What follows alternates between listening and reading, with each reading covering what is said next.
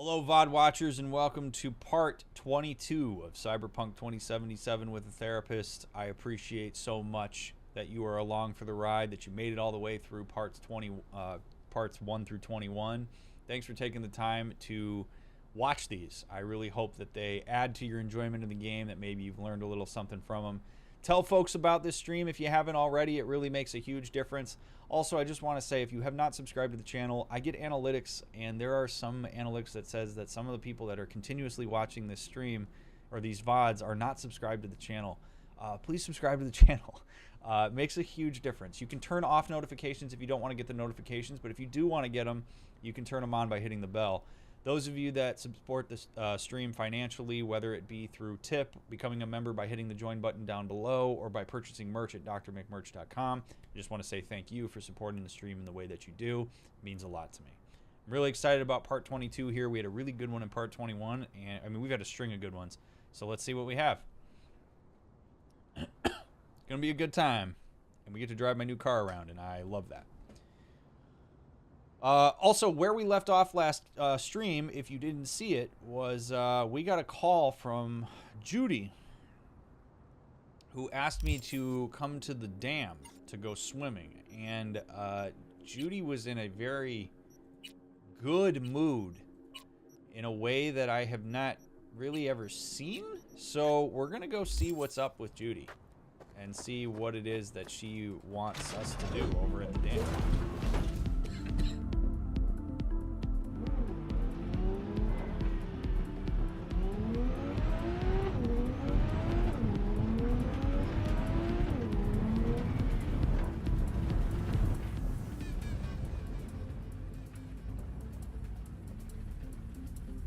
Alright, we good volume-wise, chat?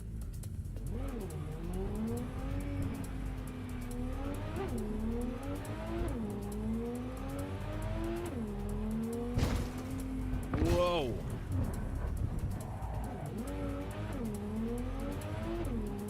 Judy's cool. I hope you've enjoyed her so far.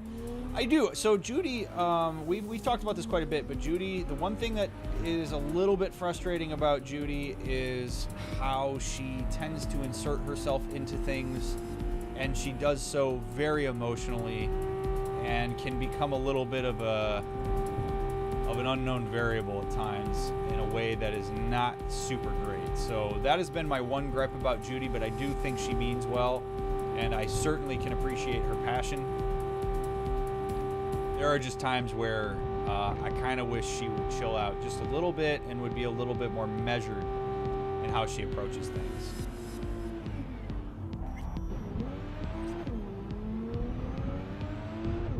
It's too bad we can't transplant the bobblehead doggo. I know. I kind of miss the dog being on my dash, but I love this car. It's even got the little Aldecato's stamp on it.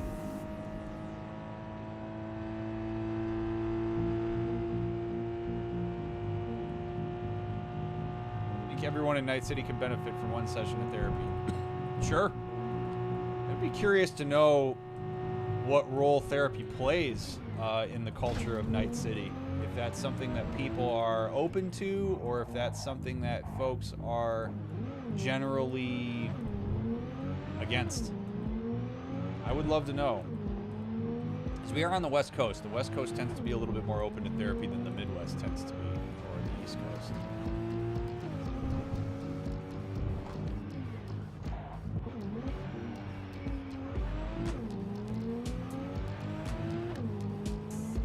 One of my few gripes with this game is the GPS. The GPS is terrible.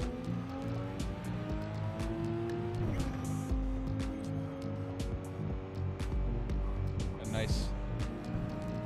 nice little cruise here to start the day. All right, 700 meters.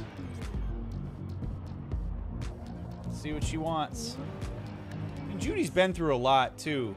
Like, she lost Evelyn, who she very clearly had a thing for. She kind of lost Myko. I don't get a sense that Judy is fully of sound mind and body, and I don't mean that in a bad way. She's really seen some shit.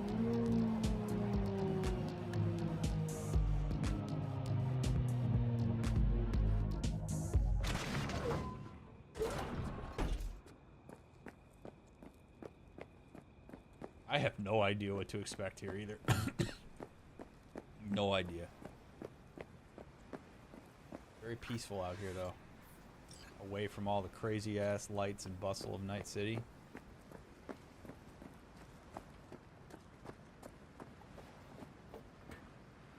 Oh, wait. Let's see.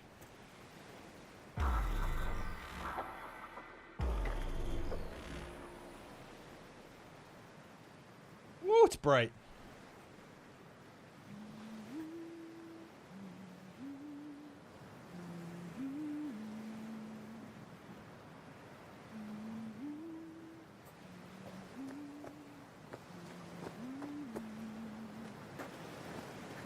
Hey, V. For all that went down, I thought you and I'd be ancient history. Don't be a gonk. So what's the latest from Clouds? Know anything? Nothing of any interest. We got a new situation, and everybody's trying to adapt. Me too. Doesn't sound like it's all okay. Doesn't mean it isn't. Any news from the Moxes? Events, ideas? But no, don't see all that much of them. How come? You know how they are. Piss me off sometimes is all. Alright, what's going on, Judy? Something got you down all of a sudden? No. Judy. Can we please not talk about Clouds, the Mox, or Arasaka and Militech and how the world's going to shit? Just rather not think about any of that today. Anything dark. Fabulous. Fabulous boundaries.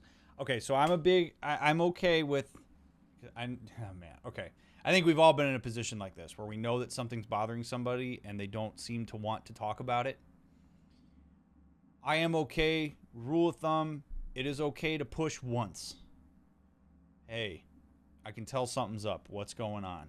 If the person after that one time you push them after they say they're okay says, I'm good, I think you should let it go. Because that person very obviously isn't ready to talk about what's going on. In this case, if you're ever in the other position where you're the one that has some stuff going on but you don't want to talk about it, saying what Judy just said is a wonderful boundary. Hey, I don't want to talk about some of this stuff right now. I want to focus on some other stuff today. I might seem like I'm a little bit down, but just I'm going to need you to trust me and respect that boundary. Like, if we're going to hang out, just can we please not talk about that? And that's cool, right? Because then that's problem solving. And we have established the rules of engagement for the day. And because I asked her how she's doing and because I pushed one time and then respected her boundaries when she told me to back off, that tells her that I am probably open to talking about it whenever she's ready. So, cool. So, ready to tell me what we're doing here? Well, been tinkering with virtues a lot lately and figured out a way to scroll 2 actors' experiences at the same time. Thought we could try it out. If you're down, of course. How does one marry 2 separate neural tracks? Well, at first I tried to create a single profile out of 2 data streams. Didn't turn out so great. Must have gotten tangled up. Interference, white noise. Yeah, effect was kind of like a bad art house. Couple tries in, though. I managed to isolate specific sensations. So you load them onto separate neural tracks. No emo bogies. Not bad.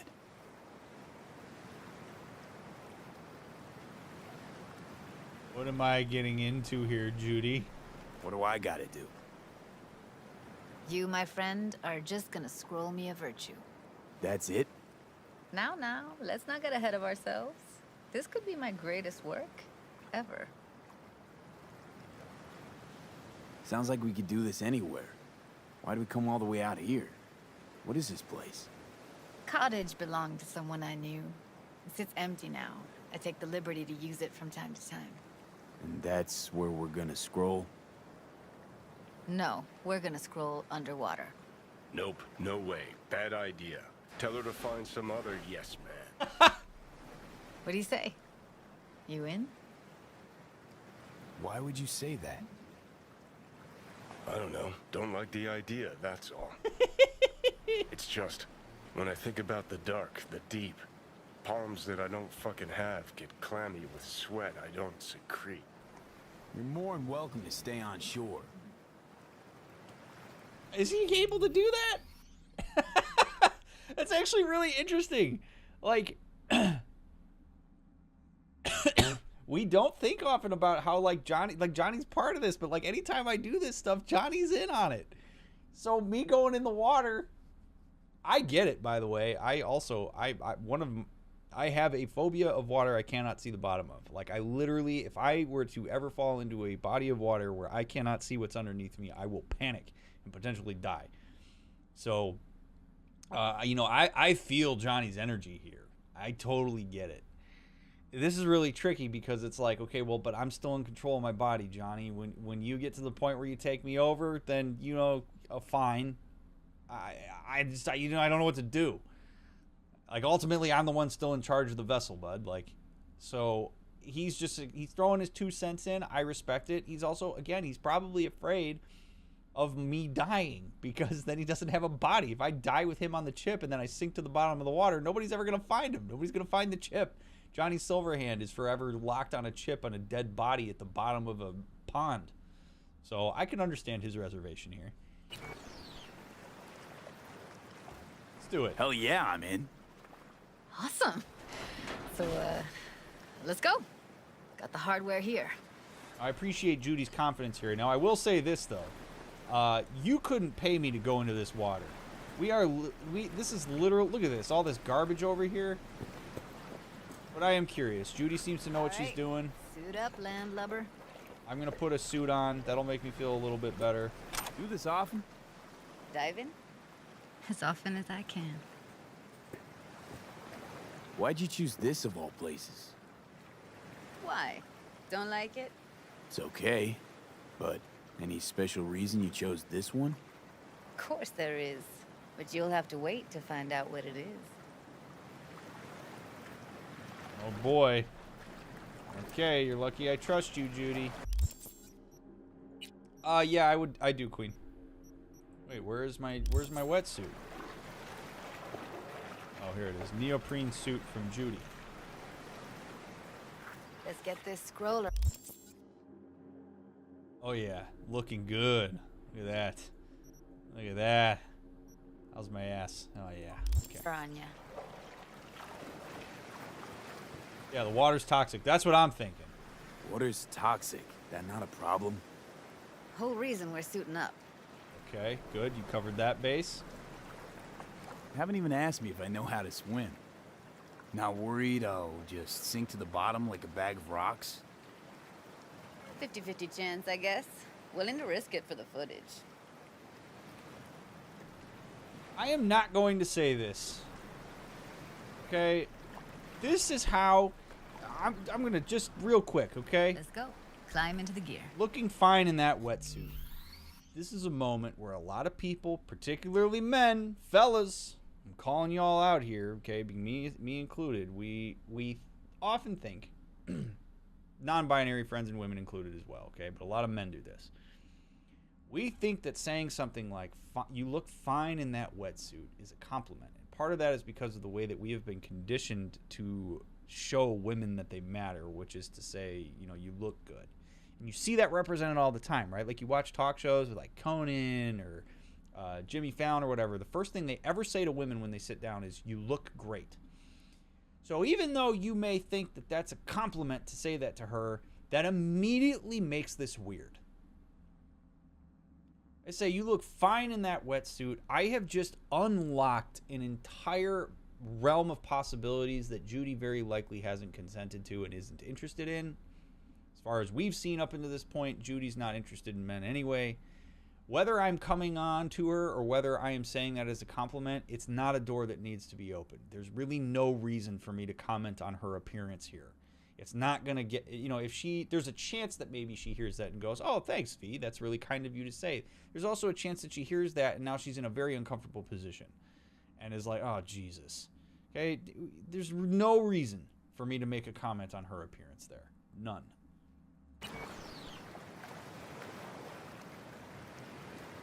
All right, let's do this. Freezing ass water, here I come. Okay, we're all set. You go first. Can I wear the flippers? I go first. Judy, that's a little bit unfair.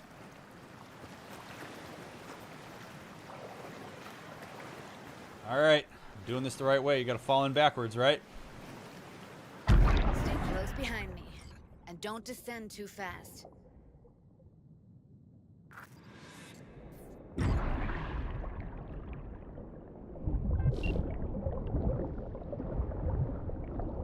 Where are we headed exactly?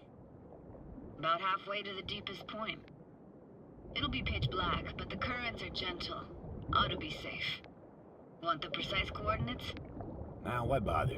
I'll just stick close to you. Okie dokes. Why bother having a plan B?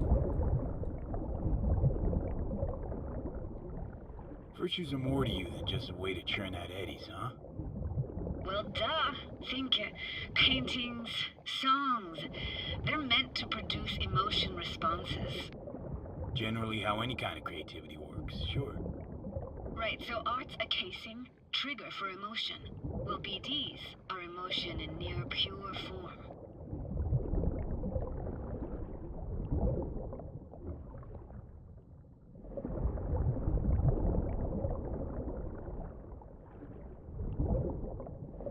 Oh my god, I would hate this. I would hate this so much. This is it. There's no way. Swim over here and look straight at me, will you? Great. Great. Signal's clear. Just need your help with a few basic checks. Need to calibrate our gear.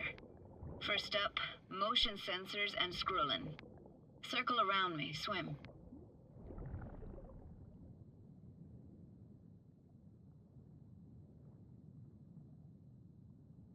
Great. Motion calibrated. Back my way now, V. Next up, sound check. I'm gonna hum a song. You give me the title. Read me?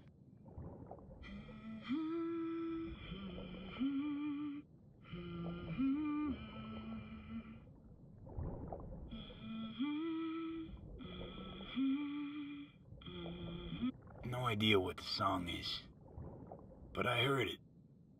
Goes something like...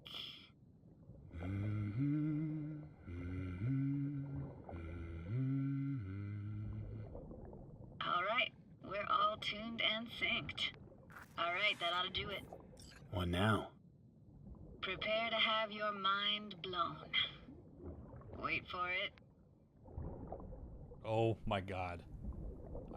Literally, as I'm playing this, my body is like, no. Like, my heart rate has literally gone up Now grab this and hold on tight.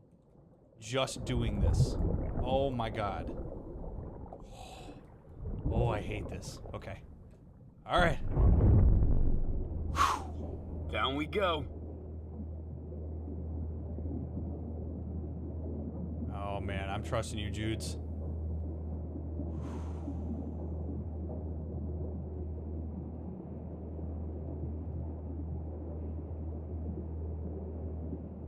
I mean, those glow sticks. Okay, there they are. Impressive, huh?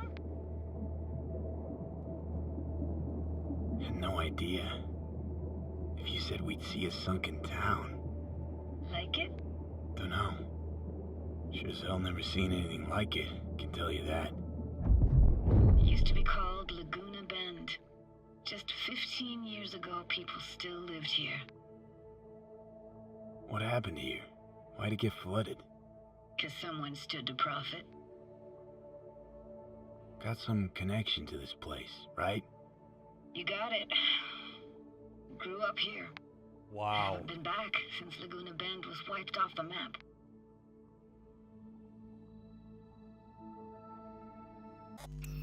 Wow, wow, wow, wow, wow. Really cool that she told me that. Also, these are the types of things that when people say it to you, you file it in. Okay? I'm going to be extra mindful of my responses to Judy, because what she's doing right now is incredibly vulnerable. She is showing me her literal hometown that was sunk into the bottom of a pond because of corpo profits. And this is probably something that she would have liked to have shared with one of the people that has died in her life. So this is a reflection of not just how important of a pilgrimage this is for her, but it says something about the nature of my relationship to her, that she's willing to bring me in on this. It's all the more reason why I don't want to hijack this moment and make it about me. I want this to be about Judy. I want to respond to her in kind and with warmth and with curiosity. I want to ask questions. I want to show that I'm engaged. And I think it's also important to recognize that doing this is inherently intimate. And so if there is any ambiguity in the relationship between me and Judy as it relates to, say, like a potential sexual relationship, which again, I have no reason to believe is on the table, but it might be, this would not be the place to necessarily take advantage of that because of how intensely vulnerable it is. This should be a shared experience that we make about Judy. If there's at any point where I get uncomfortable because I'm underwater, that's more of a DrMick thing, then I would need to make that known to her. But we're going to make this about Judy here. And we're going to remind ourselves that really the frame here is vulnerability. Why are you showing me this? Want to get the right emotional reactions. Got a feeling this will be perfect for my experiment. Why's this stand to be perfect? Hoping you'll be able to pick up all the unfiltered mess of emotions this place brings out in me. Wow, okay. Like it or not, you'll react to those feelings. That's what I want to capture.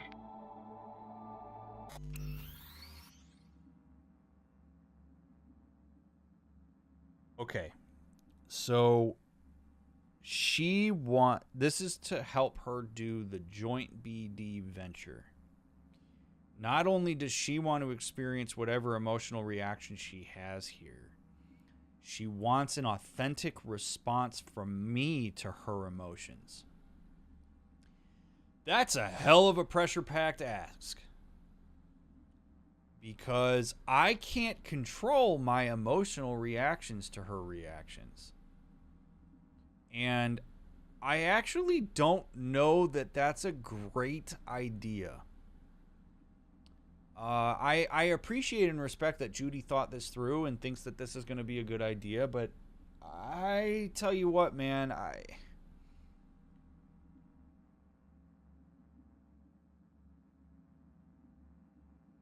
I can't promise her that I'm going to be fully validating of her emotions. If you're asking for my raw emotional response. Because it's already, I mean, for V, it's not. Okay, if this was me, it would already be skewed by fear because I'd be terrified to be down here. For V, that's not the case.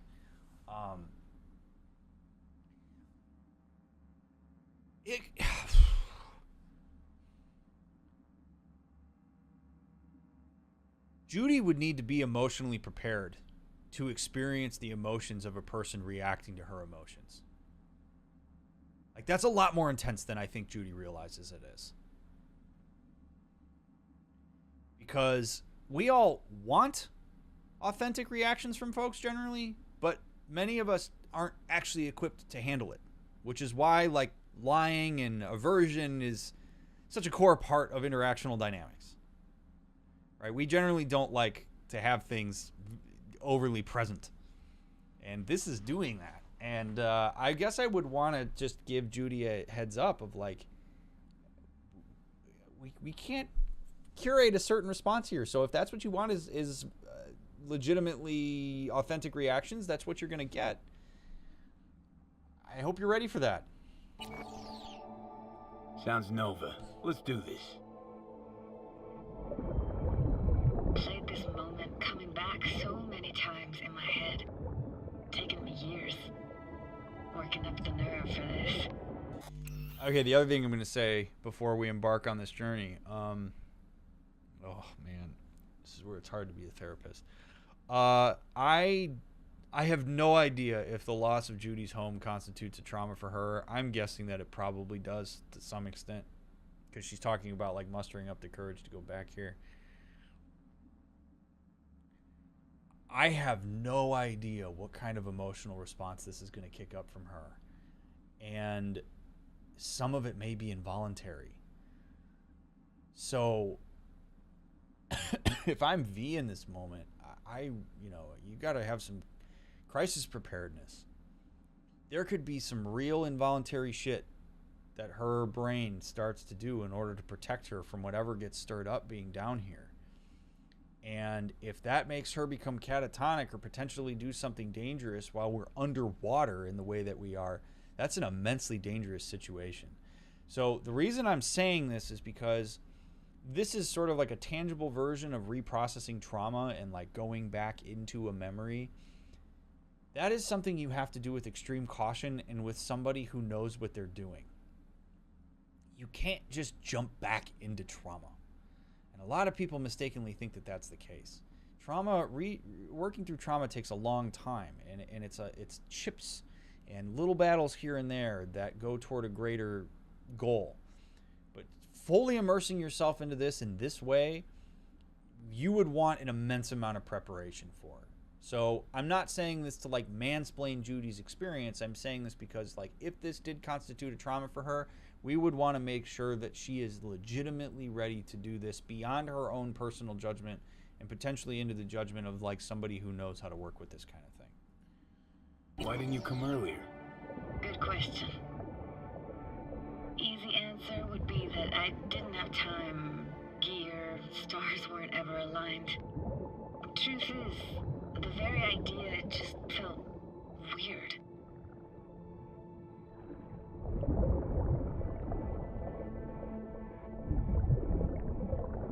But yes, I would agree, Loyal. Having me here to share this experience, huge. But also, again, it's a position. I am in a position of power here, and I have to make sure that I am careful with how I wield that. Because me being the person that's with her, it seems like she's the one that's in control of this thing, but I have a lot of power being the person she trusts to be down here with her. And this is a moment where people sometimes, if they're not careful, will take advantage of the vulnerability of this moment, and you don't want to do that. And we are way down here. Flo's Diner, best eatery in town? Only one at that, too. Burgers weren't amazing, too greasy. Big. Of course, I say that now. Back then, they were the best thing I'd ever chewed and swallowed. And next door, that's where we lived. Me and my grandparents. Just let me know when you want to forge ahead.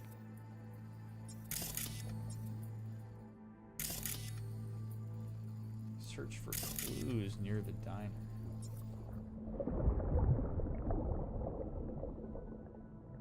Looks like this fell off your one and only eatery. Now, let's see. Childhood for you tasted like toasted marshmallows. They always caught fire, burned, but that never bothered you.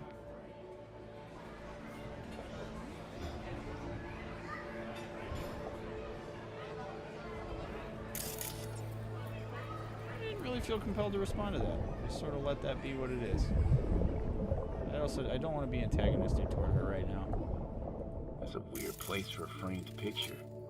Water probably carried it out of someone's house. Anything to make out? Nah, not much.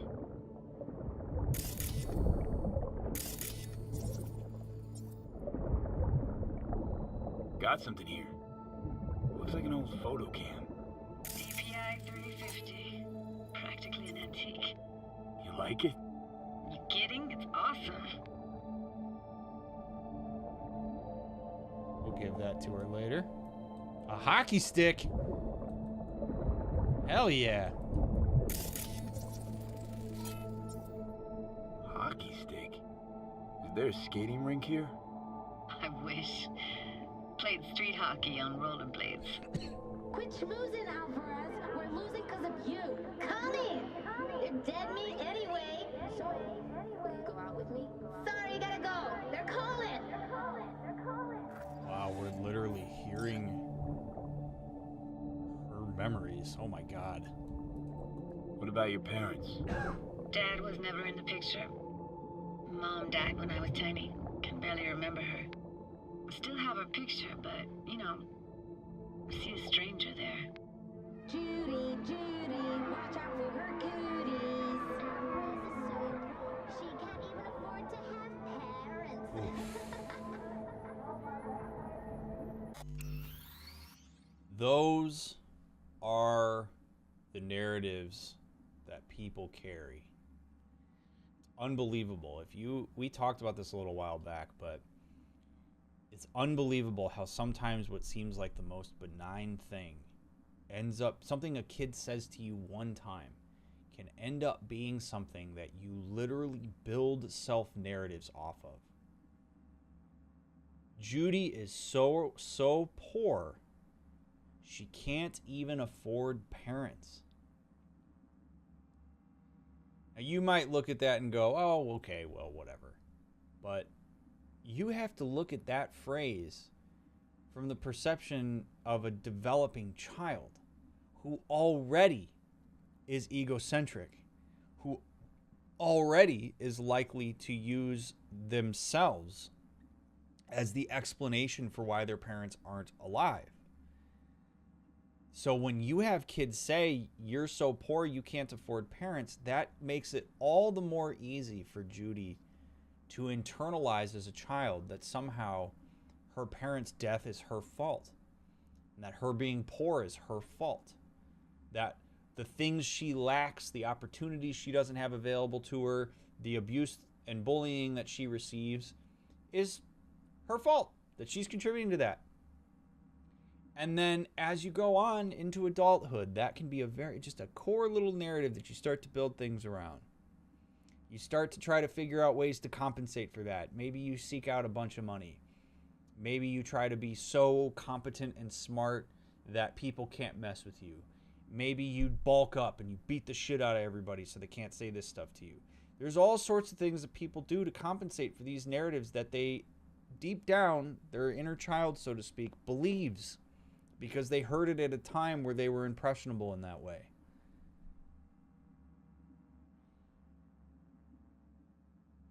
Brutal, man. What was that? Those voices. Voices? Didn't hear anything but you just now. Oh, wow. All right, let's keep asking her some questions. Did you like living with your grandparents? I want to learn more about her. What was it like, living with your grandparents? How were they?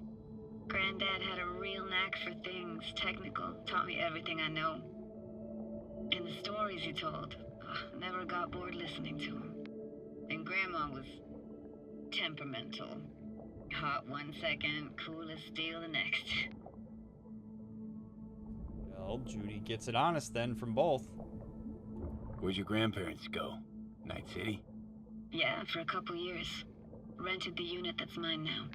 But they hated the city. Moved up to Oregon. Still go and visit them sometimes. Here, take this camera. Better off in your hands than sitting here collecting algae. Gosh, thanks.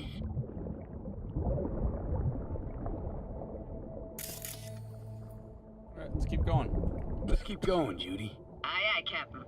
Follow me.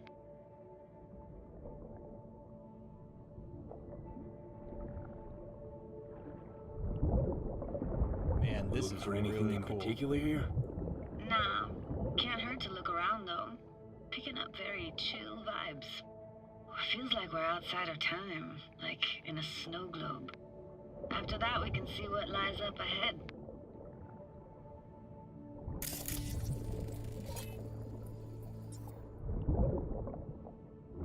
Hard to imagine anything that could be more out of place in an underwater world. Bottled water? Touche, Judy. Touche.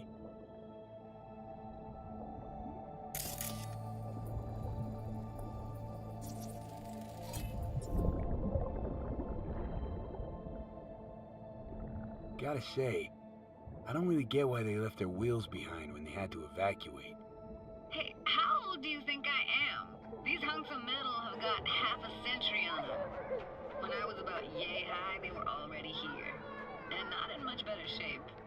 It's good cover for playing Max Tack and Psychos, though. Something else that I'm gonna talk about here for a second as we're experiencing this is a concept called secondary or vicarious trauma. This is something that's usually brought up in the context of folks in helping professions like therapists who work with people who have experienced trauma, where by being in the presence of somebody who has experienced trauma and them talking about that trauma, you yourself can empathize with it so deeply that it starts to become somewhat traumatic to you as well, and might even set your brain off in a particular direction. The reason I'm bringing that up now is because as we're hearing these memories while Judy's talking about these things, there is a chance that V may experience some vicarious trauma if we get to a point where we see something that is traumatic. And this is why this is kind of a dicey mission to some extent, and her wanting me to have authentic reactions, because in seeing what went on for her, it may actually be hard for me. We don't know if V was bullied when he was growing up with the Nomads. Like, we don't know what all of V's experiences are, and maybe hearing some of these memories and experiencing them and being around them and seeing them as deeply as we are with Judy, it could potentially throw V off in a pretty significant way. So this doesn't mean don't ever talk about your trauma or anything like that. This doesn't even mean protect your therapist from your trauma. It's just a thing that can happen.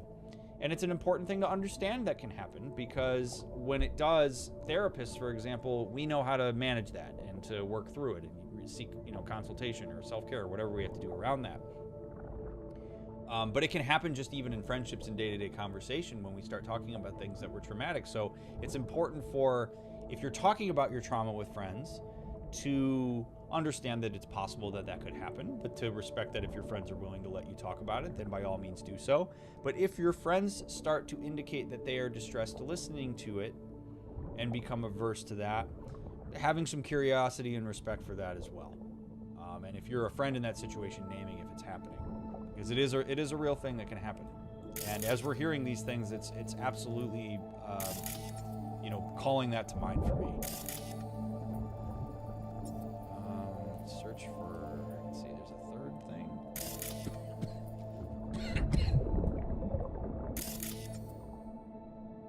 Somewhere around here?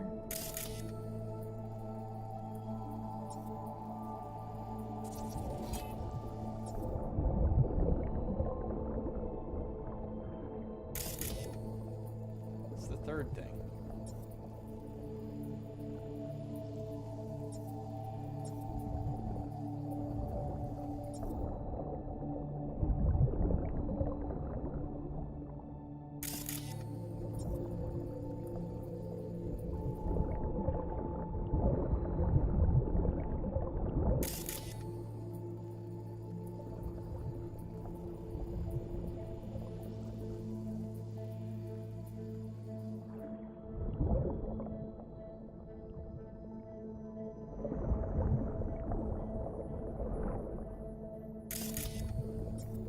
What am I missing?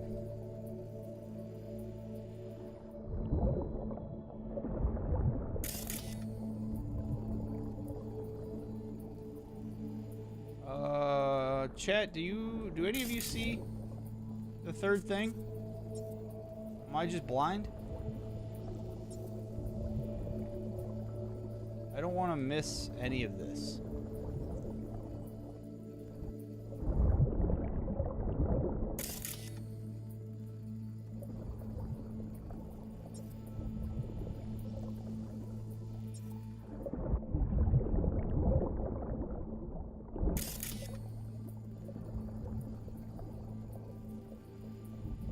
I also don't want to swim too far away from her.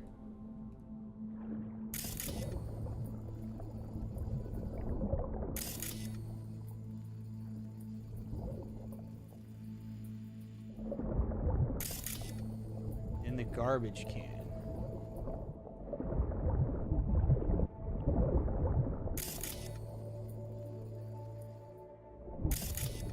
Oh, nice. Okay, thank you. Thank you, thank you. An old doll. Good catch. Jeez. What, this isn't yours? Poor thing. Been here all alone for 20 years. So it is yours. No. It was Jenny Chapman's. I don't have a stupid doll, but we can look for it together.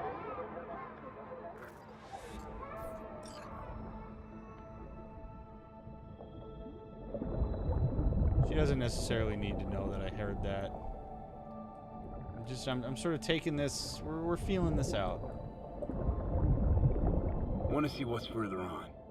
Come on, then. Want to show you something. Got no idea how weird it feels swimming through here. Where you used to run as a kid? Where daily life grinded along? Can imagine it a bit.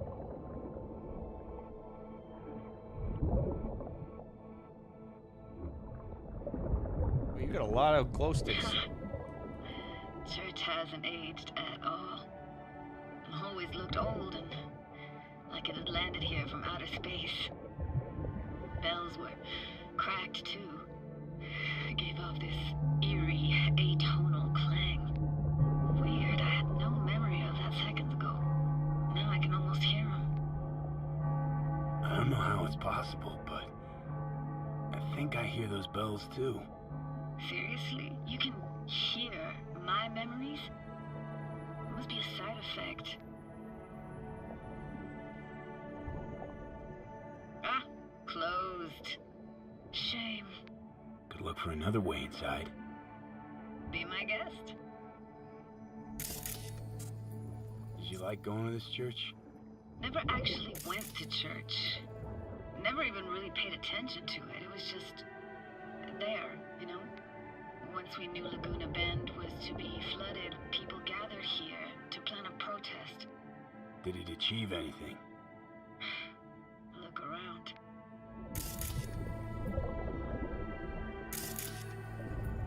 Love the music on here.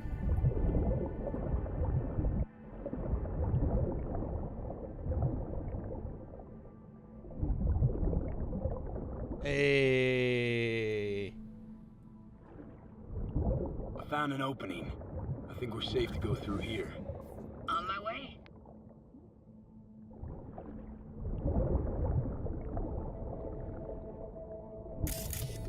Snuck in here once when no one was around. Stood at the altar and tried to imagine what went through the padre's mind looking at all those people. Back then I wondered how he could read people's thoughts and know everything about them. Then I screamed at the top of my lungs to check the acoustics.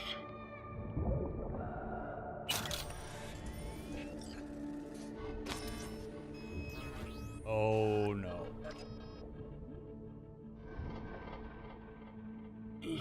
You didn't get chased off? Ran out myself. Oh no. Echo, I got back scared. Oh no, no, no, no, no, no, no. Thought it was that crush I had on Jenny Chapman. All that guilt I tried yelling out. Flew right back in my face. Ah! Judy. Judy.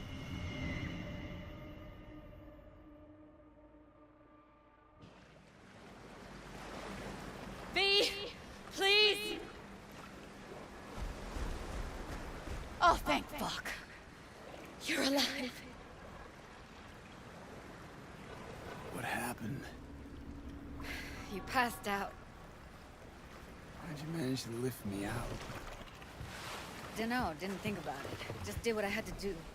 Hey, careful, easy now. So, you're saying you saved my life. Thank you. Told you diving into this toxic waste was gonna end badly. But you just don't fucking listen. Toxic waste. Is that your construct?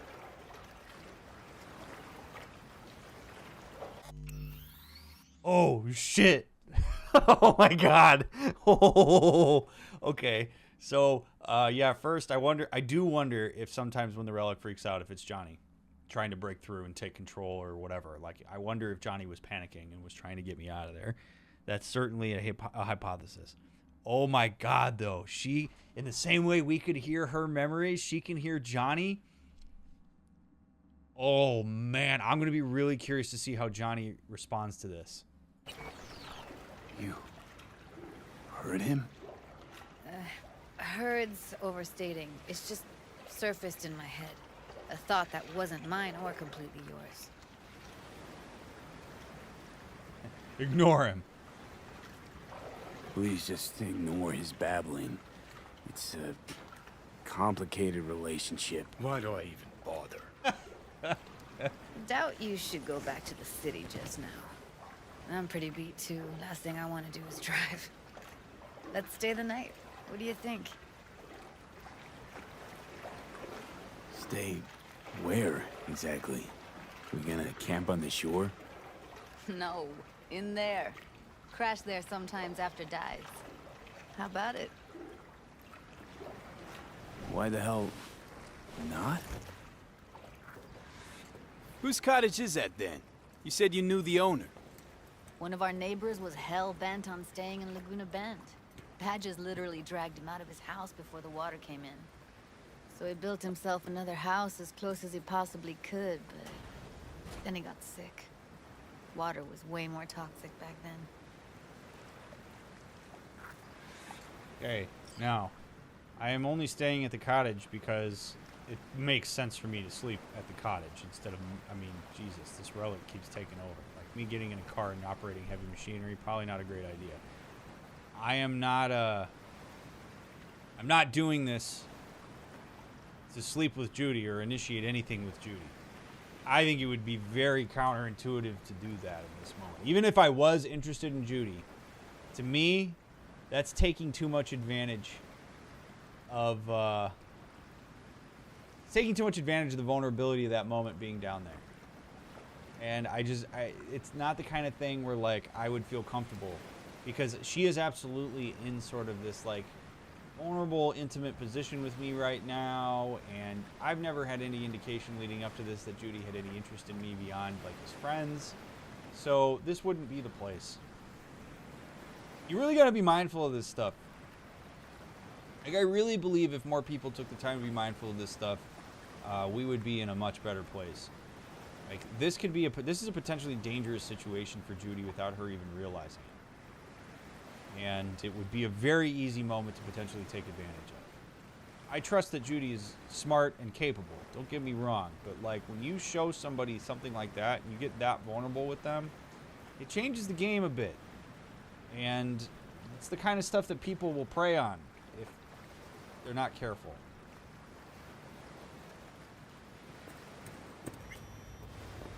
Now we got to do the where am I sleeping, where are you sleeping bit. Must be chilled to the bone. I'll brew a pot. Okay. How do you take yours? With milk only. A splash of milk will do. Same as me? News report 7/17/2062. Forgot to start the generator. Let me guess. V, would you mind?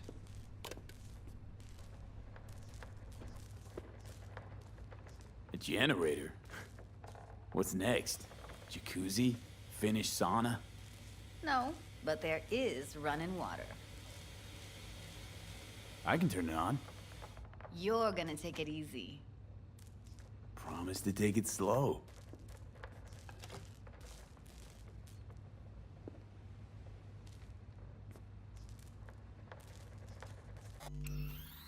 You all catch that subtitle?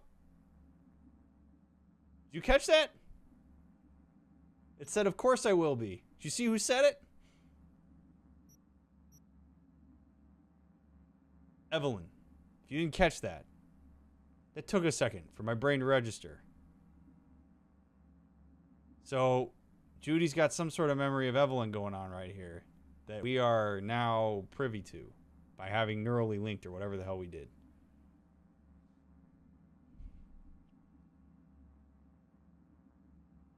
Oh my god. I'm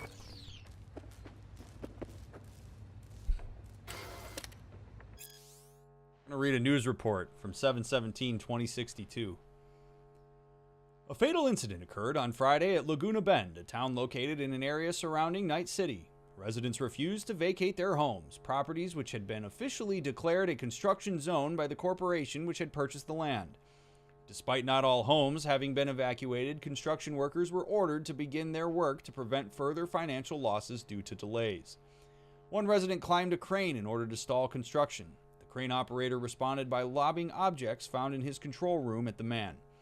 The operator subsequently lost control of the suspended load, which collided into a home and killed a family who were still inside. The conflict between Night City Dam Limited and the residents is not new, but until now has not led to any casualties. The dispute began a few months ago when rent prices in Laguna Bend rose drastically, after which residents were informed that the land on which their houses stood was to become a reservoir. Some of the residents relocated to temporary housing that was built as compensation. However, those who ignored municipal directives and stayed put became the victims of a corporate smear campaign which identified them as, quote, agents of public unrest, or APUs, or APUs, whichever one, who were preventing necessary construction in order to secure access to clean water for all of Night City. What a shitty move, man. Oh, man. Leverage the citizens against each other. Take the corpo out of it. Make corpo look good. Yeah, we just want clean water for Night City. Look at these obstructionist assholes getting in the way of it. As a result, public opinion quickly turned against residents of Laguna Bend, and few, if any, paid attention to the change in police tactics and open violence against the residents. One could say it was only a matter of time before incidents like the one on Friday would occur. Yikes. Some wontons? Hell yeah. Crime block.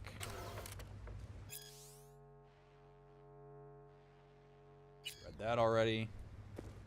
An EMP grenade. Alright, let's go turn the generator on. All those people from the town. It's depressing. Most nomads have a story like that. And all of them began with the same thing. Displacement. That's the first time that I recall that we have ever heard V's inner thoughts. Oh, this is so trippy. Power's up. Your little spa is open for business. So be careful. Of course I will be. Judy?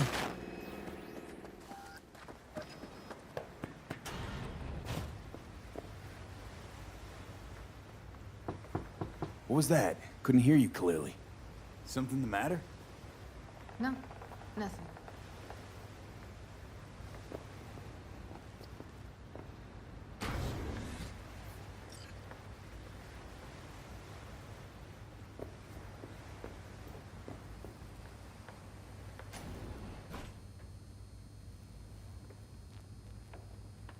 Don't bullshit me, Judy. We're still synced, remember? Michael's holding all of Clouds at gunpoint. Decides every little thing, apparently. But No but. Talk to the dolls. They don't see any change. Everything's just like it was before. Got a feeling everything we did was wasted effort. Didn't want to tell you. Didn't want you to think I blame you in any way. why would you even assume I'd think that? Dunno, I'm sorry. Let's just kill the subject.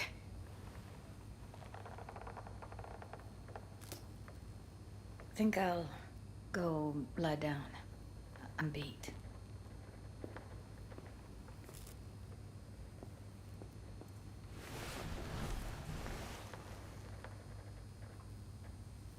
That sucks. Oh, man.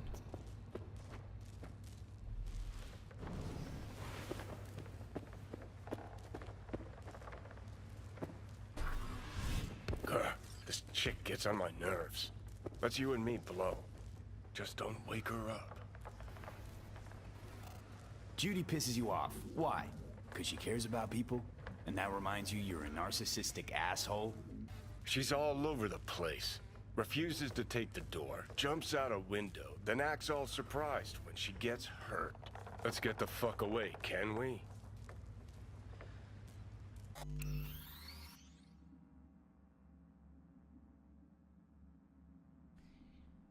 Johnny is far from narcissistic.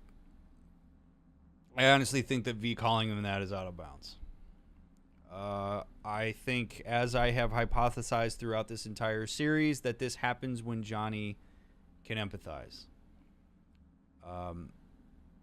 Look, Johnny, you remember? Okay, so we got 15 minutes ago, I talked about vicarious trauma, and I talked about it as it relates to V. I didn't talk about it as it relates to Johnny. This could have kicked some shit up for Johnny. Johnny being connected to her and seeing some of the stuff that she went through, who knows? Maybe he sees a little of himself in that. Maybe it kicked up some emotion for him. And Johnny is a loner. Johnny very clearly has not ever learned how to rely on anybody to handle his emotional experience, so he becomes aggressive and pushes for distance when that happens. He becomes very crass. He gets very aggressive. He says shit like that. And it generally will get a rise out of somebody. The way that I maintain power in these situations with Johnny is to remain calm, is to actually engage with empathy. I'm not enabling Johnny. First of all, there's no behavior that Johnny is able to do. So there's not really anything for me to hold him accountable for. So instead, what I have to do is think about how I respond to him. And I choose to respond to him with empathy because my hope is that in doing so, perhaps we can get to a point where like the synergy with him is a little bit better. He also probably is picking up on some of the empathy that V has. So he polarizes against it. I mean, it's all very complicated to have Johnny Silverhand in my mind while we're doing this. But this very well could have kicked some stuff up for him, and so he's reacting to it in the same way that I had the potential to do that. And so him wanting to bail, I think, is less about Judy. I don't think it's an indictment on Judy. I think it's about the fact that Johnny has to get closer to an emotional experience he doesn't want to have, and he wants to run away from it. He wants to get out of there because then it's a way to exert autonomy. And because he can't actually run away from it, he has to tell V to do it. And when V fights against it, it forces him to sit in the discomfort of that, and he doesn't like it. So then he takes it out on V. Like, I mean, it's a pretty easy process to see because it's happened so many times. So I get where he's coming from on this. But no, I'm not bailing on Judy. Are you kidding me? This is about whatever it kicked up for you, Johnny, and that's okay. We can talk about that, but I'm not bailing on Judy because you're uncomfortable. Not after the experience that we just had with her. No way. You fucking blow if you can. Not about to leave her alone, middle of nowhere. No, I can't talk to you when you get this sentimental. Waste of words. At least take a nap so we don't have to argue.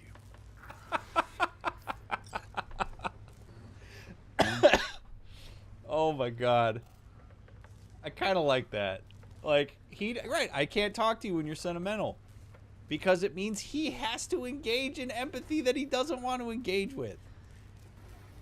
Johnny thinks he's Mr. Complex. He's really not. You can see right through it. It's very easy. I'm not going to bail on Judy, Johnny. I'm going to turn the radio... No, okay.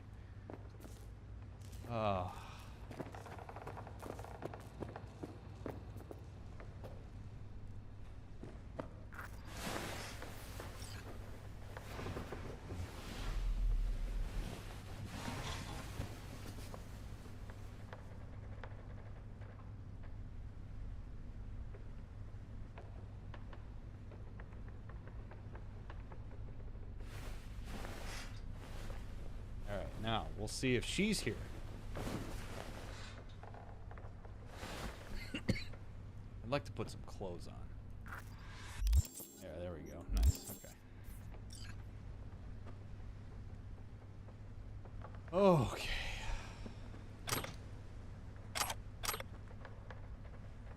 Find Judy. So she did leave. Okay. 84 euro dollars. Anything else in here? Oh, okay. I wonder if Judy's where that green dot is.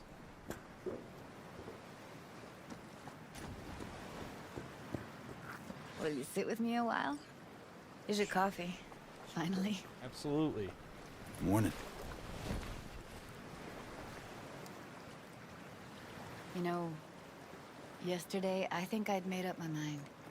I actually called you because I wanted to say goodbye. City's chewed me up. They're spitting me out.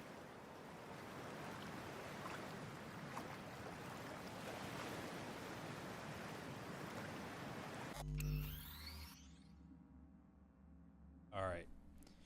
Makes sense. You know, I had the thought, but I didn't want to put it out there.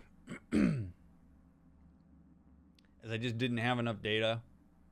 In hindsight, it makes a lot of sense. There is... When people chronically...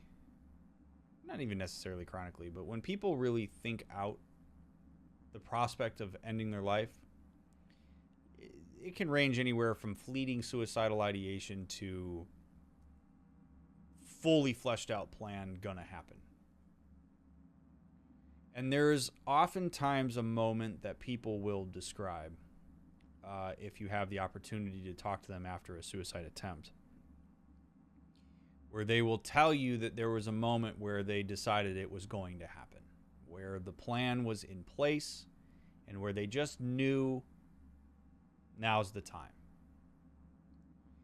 And in a lot of ways, there's actually an immense amount of relief that a person can experience when they make that decision. And it doesn't mean they're going to do it within the next hour. It might be like, you know what, probably sometime this next month or year, I'm going to end my life.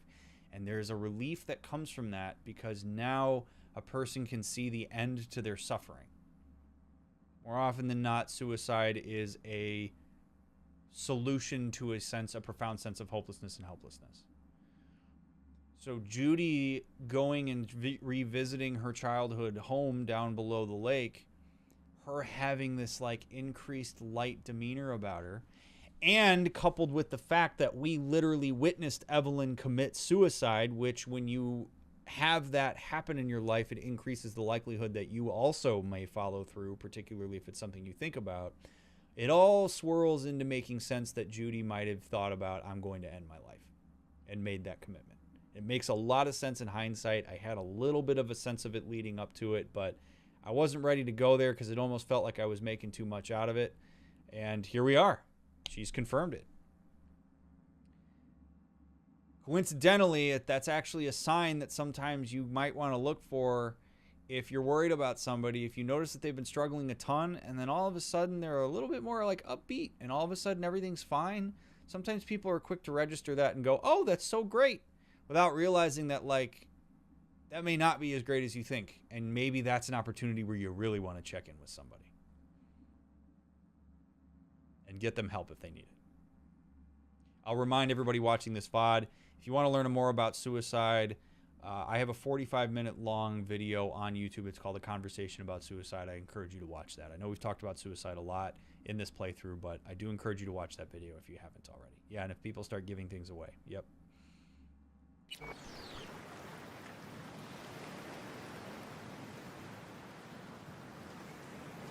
Let me just take a quick sip of my coffee and see if she keeps talking.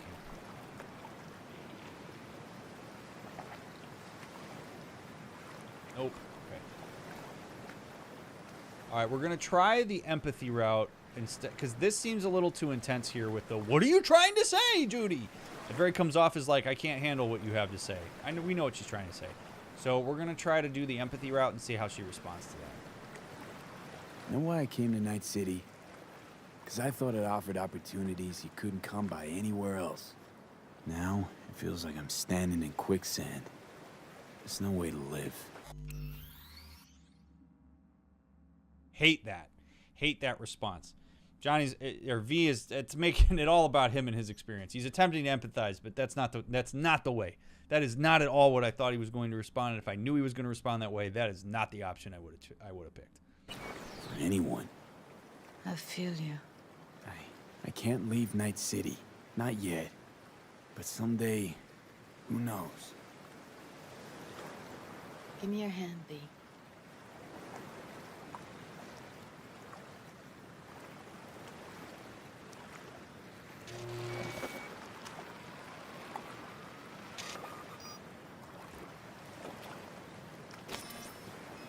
All set. Congrats.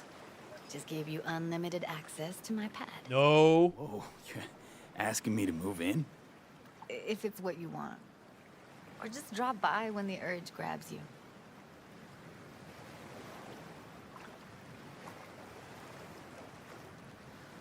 Don't know what to say. Nobody's ever done anything like this for me.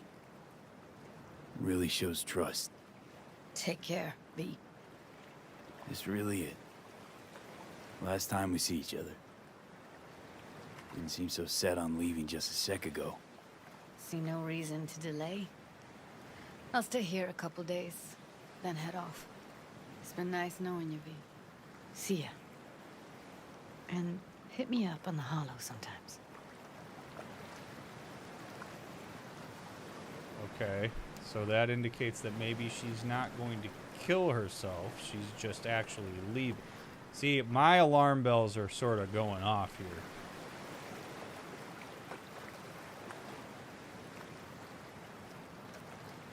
Like, hey, Judy. Okay, so probably there's a lot of folks here that are wondering, oh my God, how would you handle this situation? And the way that you would potentially handle it is be like, hey, Judy, I know you're talking about leaving. I respect that decision. That's cool.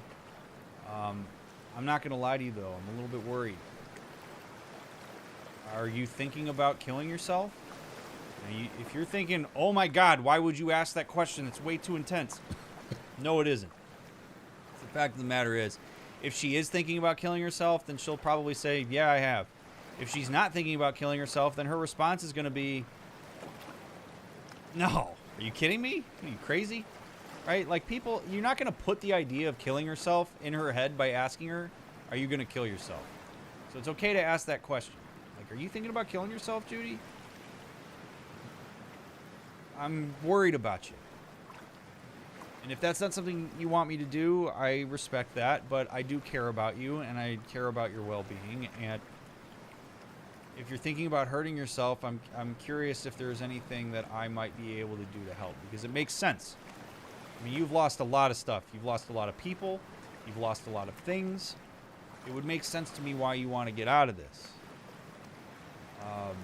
And I've told you all, my personal convictions towards suicide is that if Judy did decide she wanted to end her life, that is well within her right to do. I'm not going to try to stop her. As a therapist, it's a little bit different. I have a code of ethics, and I have legal obligations to get involved and intervene in a moment like this if she was to say that she doesn't want to live anymore. But if Judy tells me, no, I'm just going away, I'm just leaving Night City, I'd like for you to call me, that indicates that she has some intent to continue living. I don't really have any intention of killing myself. I just, I need to get out of here. Okay. And then if she was to go end her life, that is her prerogative. And I would say that she's the one that's responsible for that decision, not me. There's not more that I could have done here. I respect that she wants to get out of here. I think at this point, the only thing that would compel me to try to keep her here would be if I was to say to her, look, hey, I don't know if you're interested, but like, I've kind of got some feelings for you. I don't. And I'm not necessarily interested. I'm not interested in pursuing a relationship with her, but I think if you're a friend of her here, you say, hey, I'm going to miss you. I appreciate that you gave me access to your pad, and I do hope we stay in contact. Because I really care about you, and I really hope the best for you. And you can feel free to contact me, too.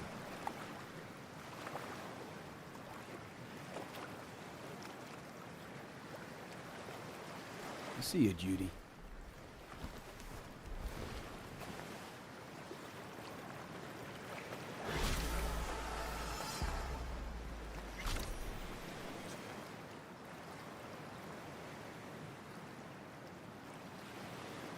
Wow.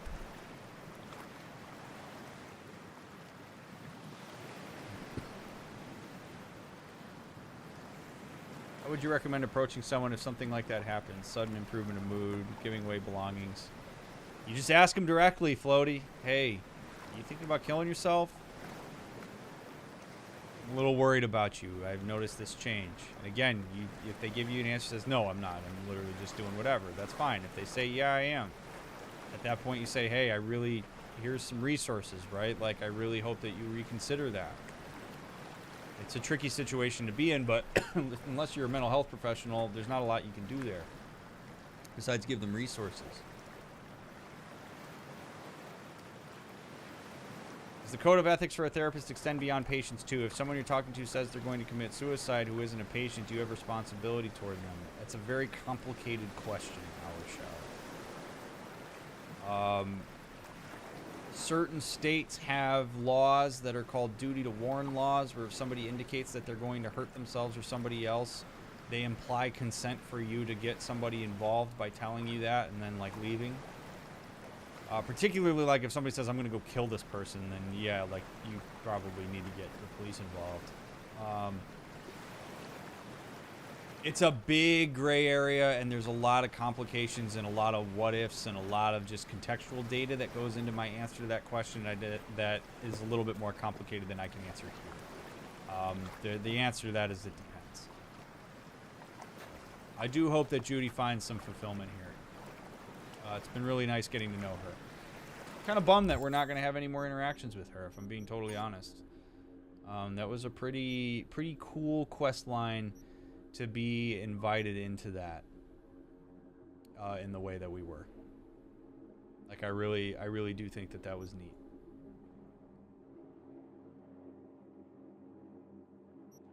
God, look at all these side missions and shit we have.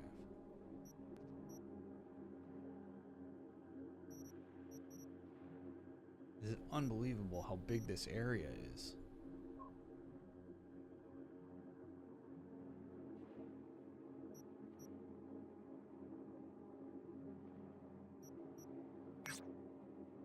Well, let's go talk to whoever that fixer is on our way out here. I'm going to use this as an opportunity to say, those of you that are watching the VOD, or if you're here live, make sure you give a thumbs up down below. Makes a huge difference for the algorithm and discoverability here on YouTube. And I just want to say I appreciate all of you being here. Thanks for taking the time to watch my videos. I hope that our discussions around these moments in these games is meaningful for you. I love doing these, and Cyberpunk has been incredible. And I'm really grateful, whether you're here live or whether you watch the VOD. Thank you so much for the support. Newest class of high-grade implants: the Brighthorn K Titanium Skull, Iger T Bone Series, and the Houstock W Arm Series. Meanwhile, their first major success continues to rake in steady sales. The ListCam C immunological override system has proven an essential buy for cyberware enthusiasts everywhere. Yet, just last year, Moore Technologies was rocked by allegations that, relative to competitors, their implants greatly accelerate the effects of cyberpsychosis. But the PR and legal teams of the Swiss giant managed to quickly stomp out that fire. The journalist who broke the story, Franz K., was found guilty of defamation and sentenced to 10 years. All things considered, I see a bright light on the horizon. Oh, we've talked to this guy before.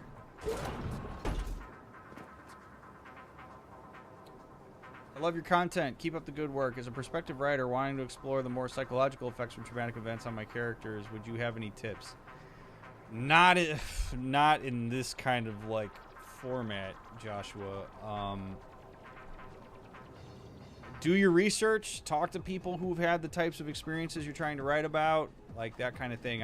There's not like a general tip that I could give you. Writing about like trauma and psychological like dynamics and stuff like that, interpersonal dynamics, is not something that like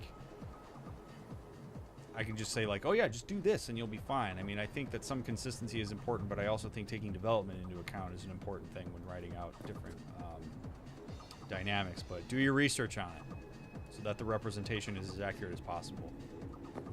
What has better world building, Red Dead or Cyberpunk? They're different. I'm not really into comparing games like that.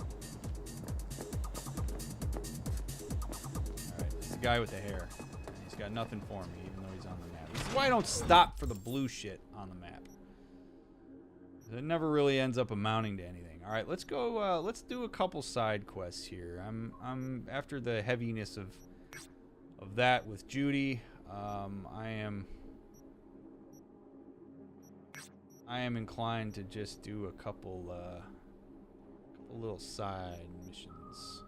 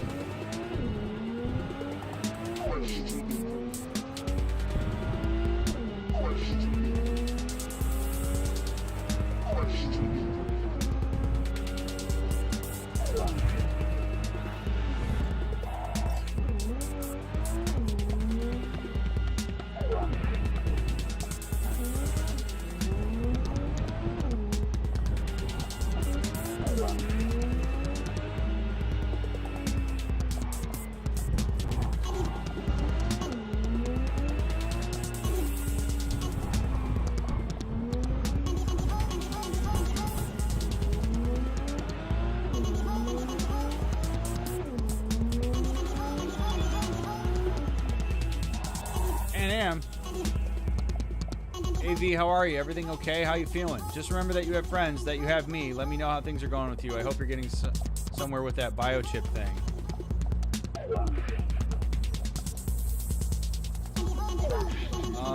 Things aren't easy, but I'm getting by. Thanks for asking. Listen, Saul and I have been thinking about how to get this family back on its feet. We have a plan, but the most important thing is that we might be able to help you. Kind of plan. Don't text and drive. Trust me. If everything goes according to plan, then, well, that's just say that the train heist has got nothing on this. Pan Am, I got a history with Dutch Vanderland. You can't say shit like that to me. No.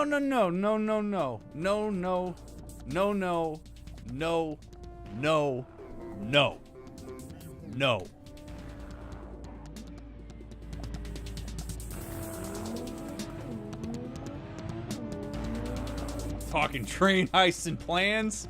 You kidding me? Oh my god. Hey, I know. Let's go to Tahiti. I hear Tahiti's wonderful here in the year 2077. We'll take the Arthur Morgan Memorial Bridge to the airport to get there. You gotta be nuts, Pan Am. Oh!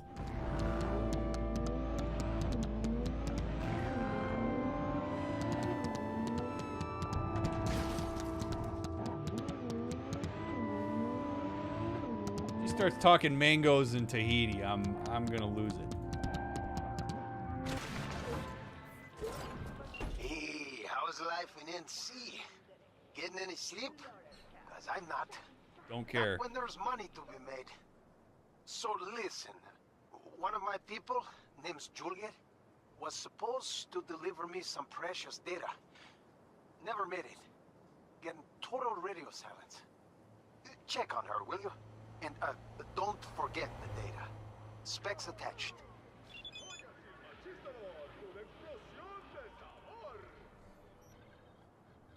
I like everyone to know I'm patient, understanding. Realize there's a time for work and a time for family. Without a good work-life balance, we'd all blast our brains out. I get it, I do. But disappearing for 2 weeks because of family issues? That's how Juliet thinks of me? How much she respects me? I love her because she's ripped so much Nova data out of Zeta Tech for me, but man, she's starting to hurt my feelings, you know? Go to her place, see what her deal is, but remember, #1 priority is that data she still owes me. Juliet's Nova and all, but if she's not a problem with that, well, like I said, data's prio #1. Also,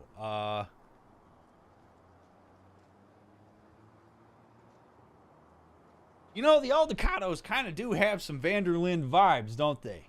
They keep moving. They keep doing some crazy shit. They've got a charismatic leader.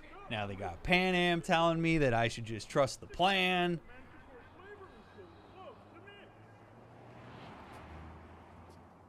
And yes, Queen, I do. If anybody's curious, by the way, if you're watching this VOD and you didn't know this, I do have a playthrough of Red Dead Redemption 2. Full playthrough, fully analyzed in the same way that I've done this. Go check it out. It's on my YouTube channel.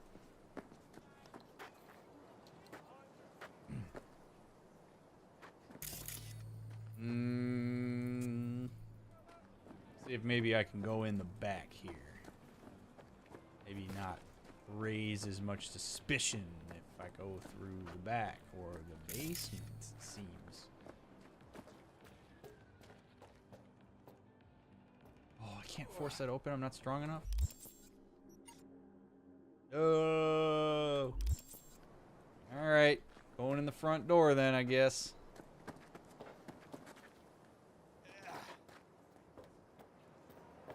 Don't mind me, ma'am. Oh, I can't even force myself in here. I'm not even strong enough to get in here.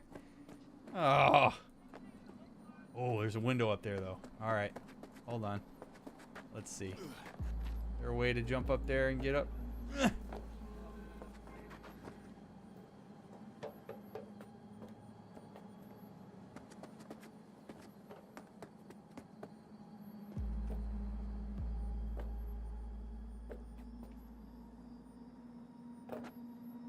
Come on, it's a literal ladder.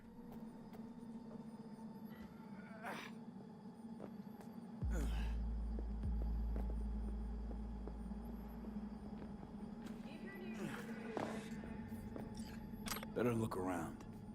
Impressive pharmacy. Didn't even know this stuff was still on the black market. All these pills are downers.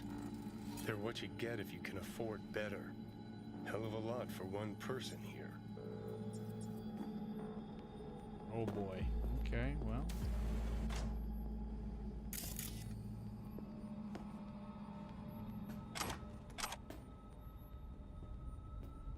Alright, will Dr. Mick be able to stay? What a mess. Holy sound. Reeks, Jesus, too. Johnny, you can't do that. Usual hallmarks of a merc's room stop there.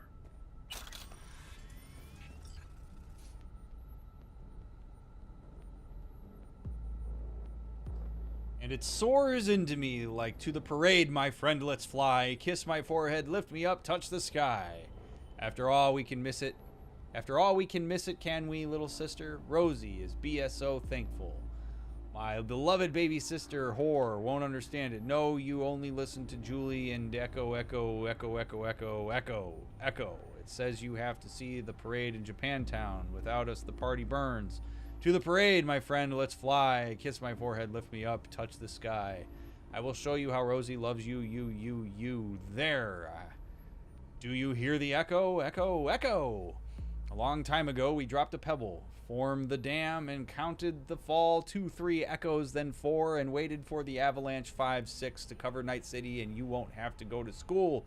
7, echo, echo. But nothing happened, nothing but horrible silence. It doesn't matter. I have a better idea. We go to the parade because the dam is already cracking. The dam is already cracking. Really glad that we read that, actually. Julie, oh my god, it's been ages. How's life? Guess I'm writing with something on my mind.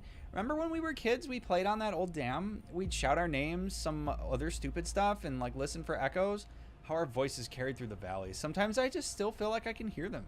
Different strange words, like returning from a long trip out of town. Funny, right? I don't know, Julie. Truth is, everything's going off the rails. I feel worse and worse. Losing my job certainly didn't help, and what the hell good was that new cyberware for, huh? Ugh. I hope I'm not scaring you or asking too much, but just as thinking how nice it'd be to hear your voice, not just some echo of it. Maybe that's what I need to get right again? Rose. Rosie, of course. I remember the dam. Even the time we tried to kick that gonk Benny Dillard out of his drone off of it. And yeah, I did hear about your job. I'm really sorry. That sucks so hard. But listen, I've been talking to Cy and we agree that you should stay with us for a while. At least until you feel better. Come on, just like old times. This is a reminder for your upcoming appointment at Clean Cut. Message generated automatically on August 9th, 2076. This is a reminder for your upcoming appointment at Clean Cut. All right, I'm not going to read all that. Let's get out of here. Dried blood. Oh, shit. Someone took a nasty hit on this. Signs of a struggle. To put it mildly. I like that you're intrigued here, Johnny. Almost completely used up. Not something you'd keep in your medicine cabinet.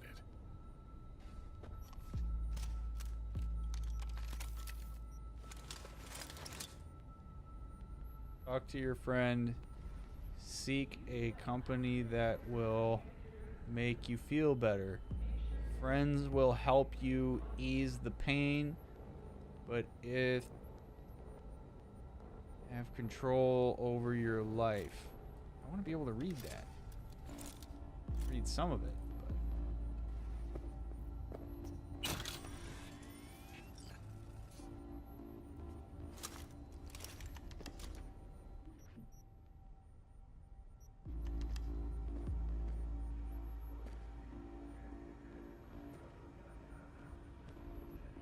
The gun's pretty neat looking.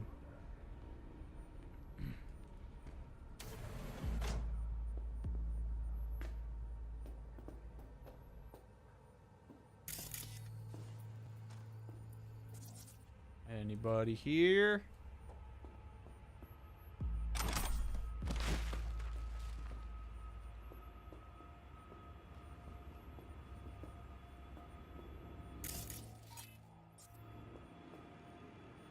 I'm sorry. Jules, please forgive me for how I'm doing this. I'm nowhere near as tough as you, and I can't pretend to be anymore.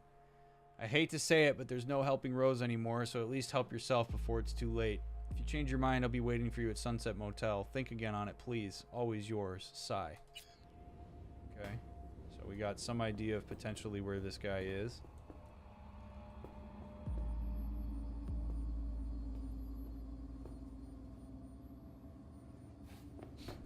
Perfume. Test results. Rose Morgan test results. HGB 2.12.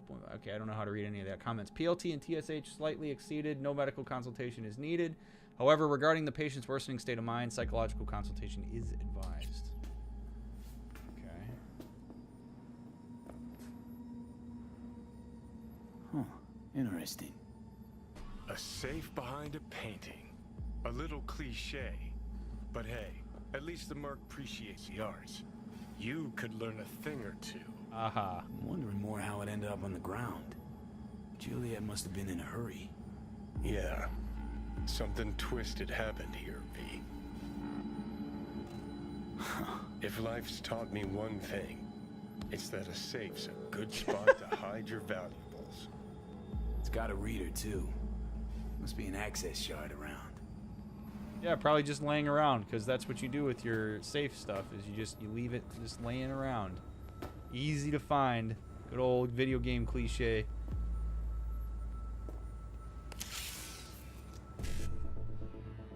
Alright. 55 E9 1C. 55 E9 1C.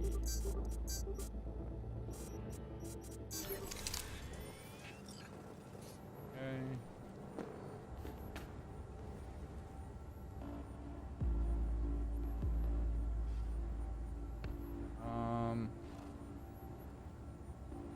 I'm starting to like this less and less. Best stay on our toes. About Rose. Victor Vector. Isn't Victor our Ripper Doc?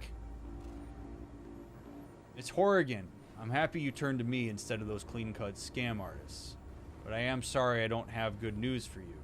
The symptoms you described indicate a serious disorder that will continue to progress regardless of the next steps taken. In cases like this, I'm afraid no level of help will give your sister no level of help you give your sister will do much good. The only real cure is one of the two max tac ways, if you understand my meaning. It's good you reached out to me, but it's the best if you contact them next. The quicker they get in on this, the safer it'll be for everyone around her, including you. Oh my god. Julie, since yesterday, Rose has called me 40 times, but all I ever hear on the line is erratic breathing, and I never get a response when I call her back. Do you know what's going on? I'm really worried. Love, Mom. Hey, Mom, everything's all right. You know Rosie. When you have 100 implants like she does, chances are at least one's got a chip loose somewhere. Don't worry about it. We've got everything all under control. Love you, Juliet. Oh, boy. All okay? Urgent. From El Capitan. Julie, is all okay? Been a while we talked last, and I got a few jobs I can't trust anyone else with. Plus, there's still the matter of Mr. KT's data. Right back quick. Time ain't on our side on this one.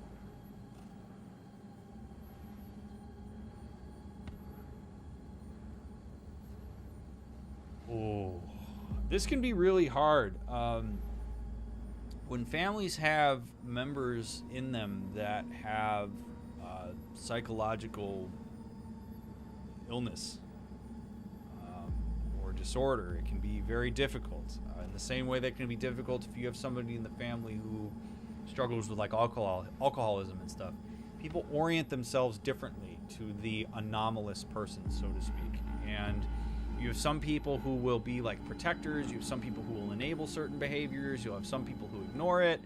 It's really quite fascinating to see what happens in families when there is a person who is acting outside the realm of what the family would consider to be like normal, so to speak. And so if Rose is really struggling psychologically and there's a lot going on here and a doctor is saying there's not a lot we can do here, that is really the time where we have to start talking about things like family therapy so we can get it all out on the table, because a lot of times people will silo themselves in these moments. And when that happens, it's not great for anybody because it's hard to know where everybody's at. It's a time to kind of come together and problem solve and really figure out how to do it with the assistance of somebody who knows what they're talking about.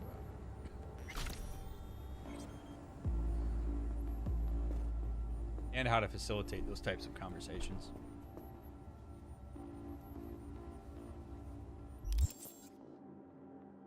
I look ridiculous. Truth about cyberpsychosis. All right, we've already read that.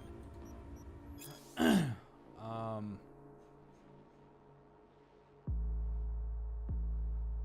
think it's probably worth reading again, though, for some background on this mission. I've had enough of the senseless shootings that claim hundreds of innocents every day. I'm sick of the satire on empty, dead-end implant restriction dialogue. I'm tired of ignoring the cyberpsychosis problem. In American society today, there's still a lot of common myths and misconceptions about the so-called technology-related personality disorders. People think they can become infected in sketchy Ripperdoc clinics. Scientists allegedly disagree about the causes of the disease or even about whether it exists at all. Maybe their tune would change if a cyberpsycho turned their lab into a slaughterhouse, but even then, I doubt it. They're not getting fat paychecks from the cyberware lobby just to openly declare to the public all the nasty possible side effects that come packaged with their products. I've conducted my own research on cyberpsychosis. With supreme confidence, I can confirm that this illness is indeed a byproduct of the modern lifestyle and obsessive emphasis placed on incorporating modern tech into our lives. Although cybernetic implants can directly affect our brain chemistry, they still serve as a catalyst for the onset of the disease. Our world is subject to extensive dehumanization. We have seen that. We surround ourselves with increasingly more automated machines and artificial intelligences. Our loved ones replace their nature-given eyes, lips, and faces with masks of metal. Some of us begin to lose sight of what is human. We slip into feelings of total alienation and deep-rooted panic. We lose the ability to distinguish between what is real and what is only artificial, digital, synthetic. Such people begin to isolate themselves, lose their empathy for others, and undergo dramatic mood swings that exhibit sadistic tendencies. The most frightening component to all of this, however, is that most will never be diagnosed. Not all cyberpsychos are known war veterans or former mercenaries equipped with Sandevistan reflex tech. Not all will go out in a blaze of gunfire with max tech.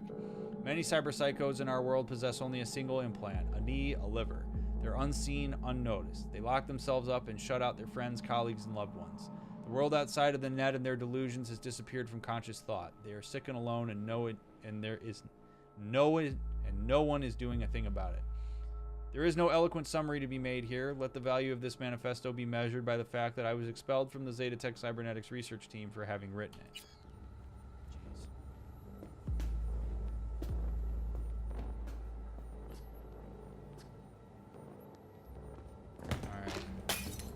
Down to the basement we go.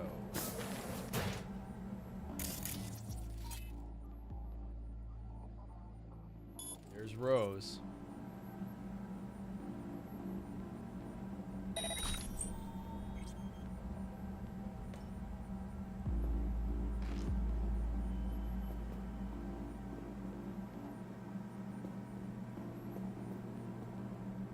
It hurts. Spikes in my skull. You did this, Julie.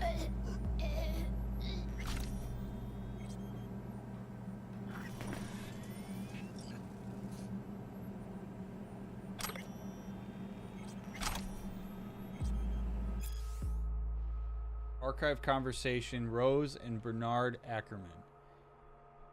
Hey, you there? I saw the lights on in your house. I know you're not sleeping. Who is this? Rose. I live facing you. You have to help me now. They want to kill me. Hold on. What's going on? Who wants to kill you? Juliet and her husband. They work for the corpse. They're trying to poison me with poison gas capsules in my bedroom. Please, you have to help me. Have you been drinking? Taking anything? You don't get it. They're the ones doing this to me. They took my hollow so I couldn't call anyone. Cool your tits, lady, okay? People are trying to sleep here. Yikes. The police is also in on it. I'm begging you, please. You have been blocked by Bernard Ackerman. Oh. I'm going to tell you what.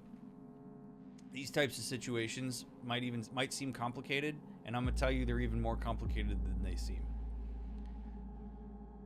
There is a real tension between, is Rose actually legitimately experiencing cyberpsychosis and a danger to herself and others? Or is Rose being controlled by her family? And are people in on it?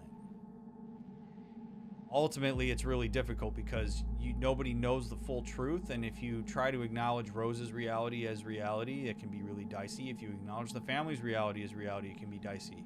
This is why it's very important for us to not overly insert ourselves into these types of issues in real life. I know I'm doing that right now, but in real life, like, you have no idea.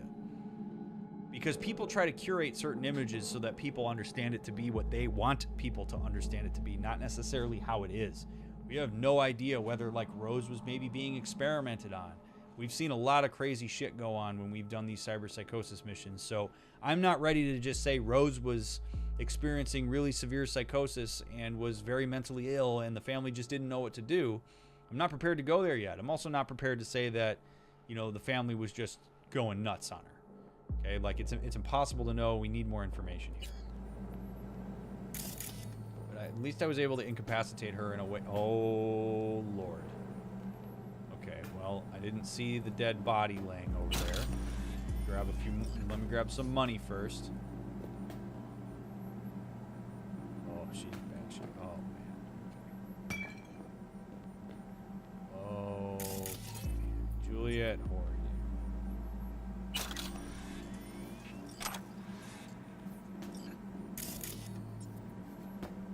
Illness diary.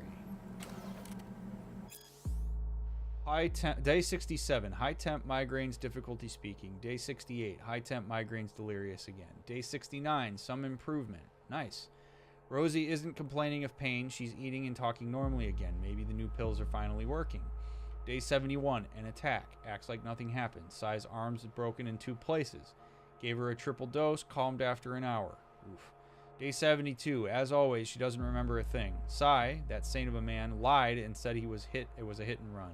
She's back to normal, no more pain. She even made us breakfast for us. Christ. Wow. Day 80, even though these pills are draining our bank account dry, they're at least doing the job.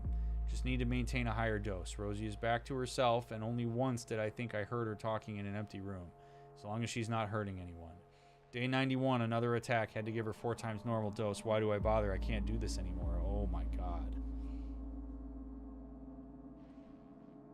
This is where I would say, like, I would advocate for getting professionals involved, but in Night City, it's a fucking shit show. So I don't blame them for not having intervention, because Night City doesn't care about the well-being of the people in it. Like, this is really tragic shit. Oh my god. It's so disheartening because this is, like, realistically, like, where we could get to in the future. Like, it's really, really disheartening that that's the case. But, oh, God. It's just, like, hits a little too hard.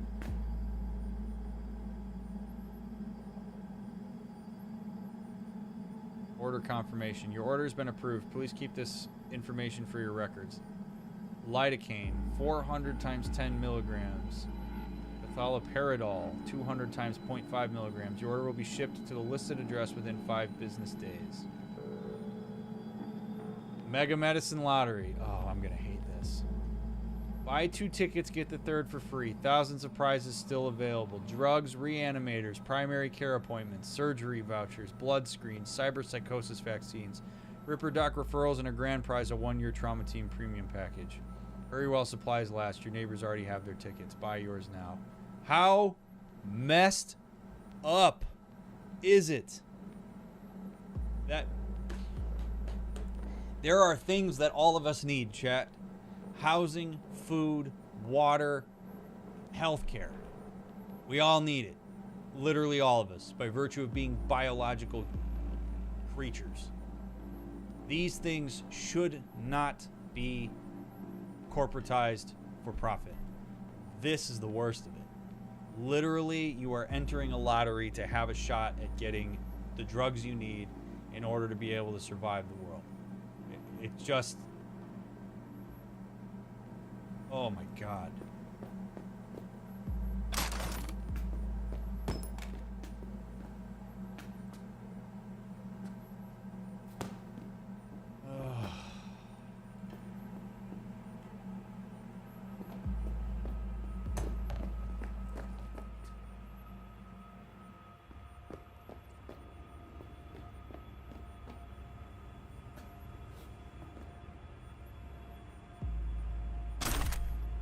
Can't have bad luck all the time.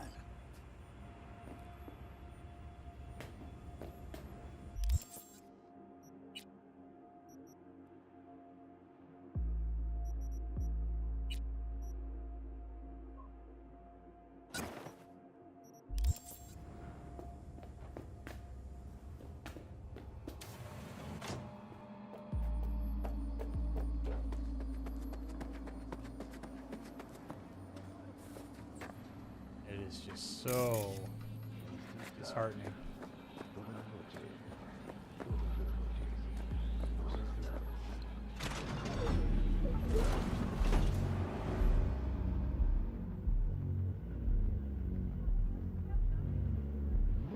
Yes, I did bail.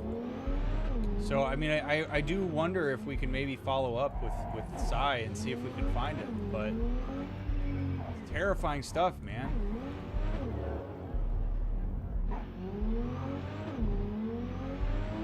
And honestly, like, I mean, I understand they said, right, cyberpsychosis doesn't have to just happen to people who are, like, heavily modified. Like, Rose didn't even look like she was that heavily modified. And who knows whether it was cyberpsychosis, like that, it could have been anything. We'll probably never know, unfortunately, unless we can actually talk to Cy, which I would love to be able to do.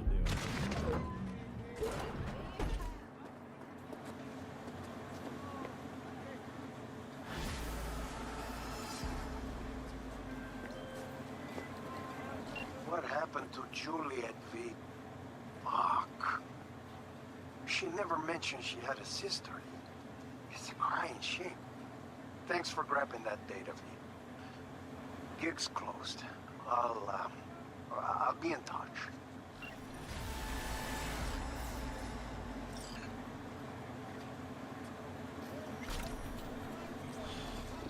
Boy, man, oh man, this game sometimes, man.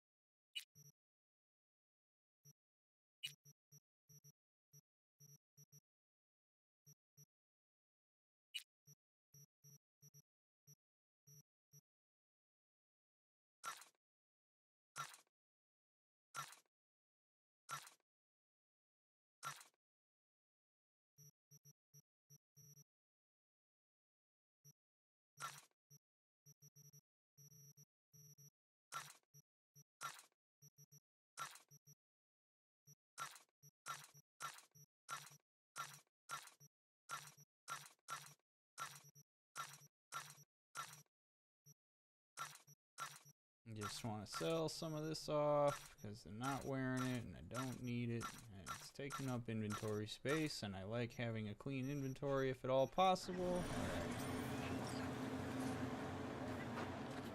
Oh. Yeah, in a world of cyberpsychosis, regular psychosis exists. It's absolutely, it is absolutely true. Yeah, it's not like we just eradicated depression, right, or schizophrenia or anything like that. It's still, those things are still totally possible. So, boy, All right, we're gonna go do another mission. I'm gonna be right back. I'm gonna run to the restroom really quick. So give me just a couple seconds, and I'll be right back.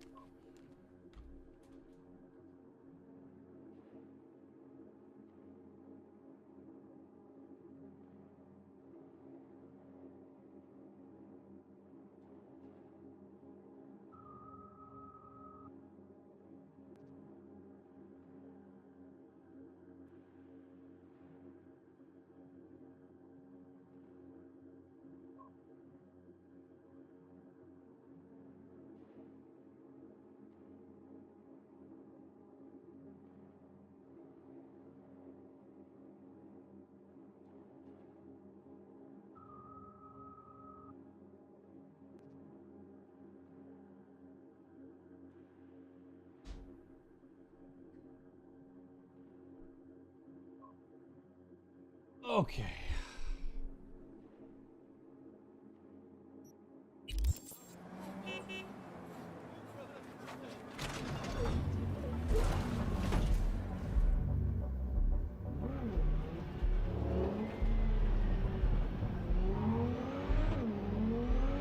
Who knows what's in store here? Wouldn't the way Night City is ran make it harder for people to get help for their mental health? 100%. The whole thing's corporatized in the worst of ways. I mean, you're talking about having to have like trauma team subscriptions and stuff in order to have access to medical care, let alone mental health. And I'm sure they probably don't take mental health as seriously as they do physical health. We've had no reason to believe that that's the case, so.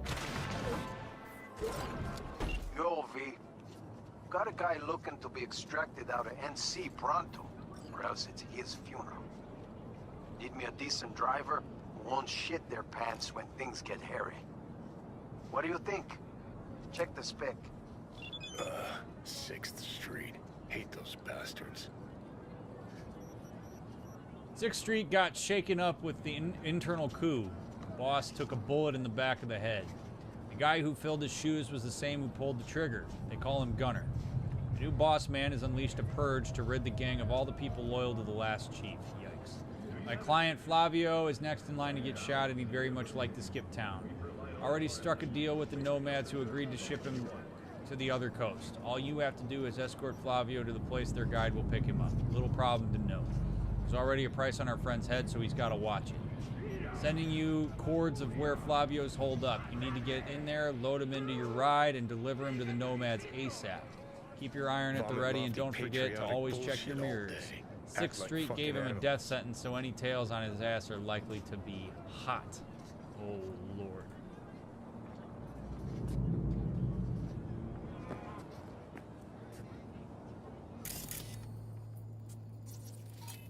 Alright, let's see if we can go around the back.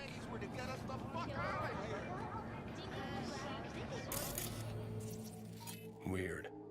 See, if I were hiding from a bunch of gangoons bent on zeroing me, might turn on that security system. Rare as it is, you do occasionally have a point. Something's up. I'm so scared! Jesus, stay quiet, lady. Oh my God.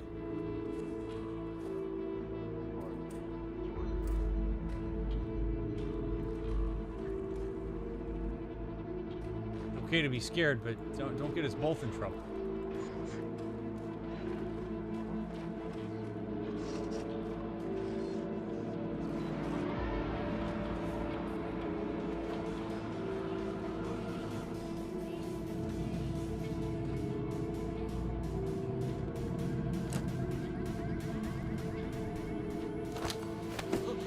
Not today, man.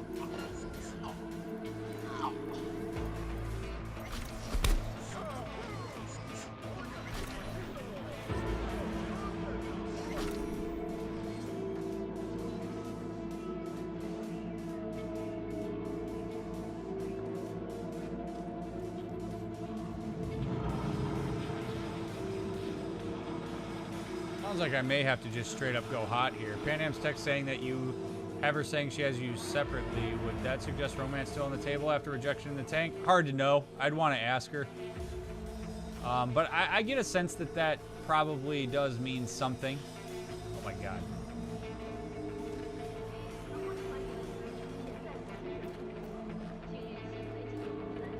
big dog.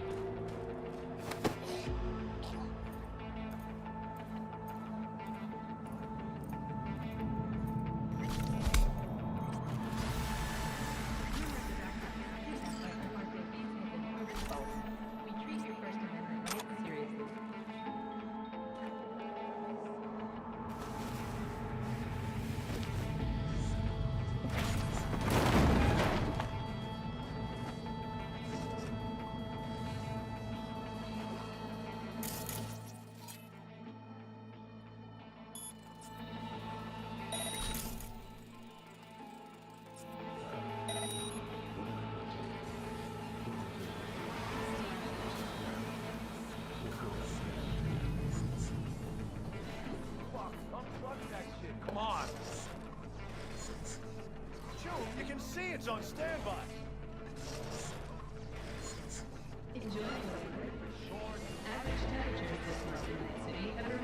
Yeah, it's looking like I'm probably gonna have to go hot.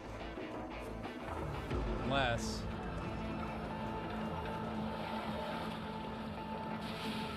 Oh, really?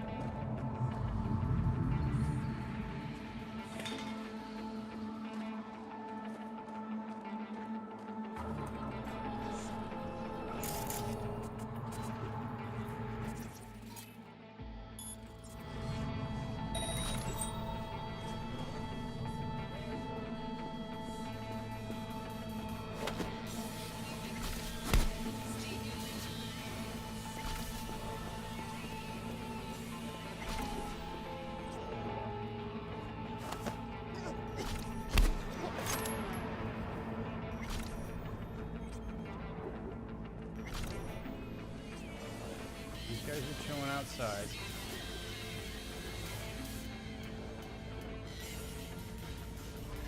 Not the person who's gonna bust you out of the city. Headed to you now. Gotta hurry because 6th Street is on your heels. Don't let anyone in. Don't turn on the lights and don't go on the net. Don't answer any calls. If I could knock these guys out, that would be pretty key. But I have a sense that that may not be fully possible. Oh no.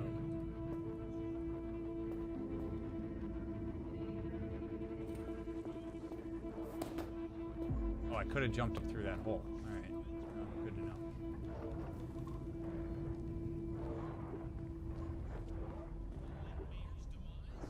Well, I don't need to throw these guys in here, I don't think. Oh my god. No. Fuck. Goddamn bloodbath in here. Holy. It's clear open skies, but don't take it from me. Get out there and enjoy. What?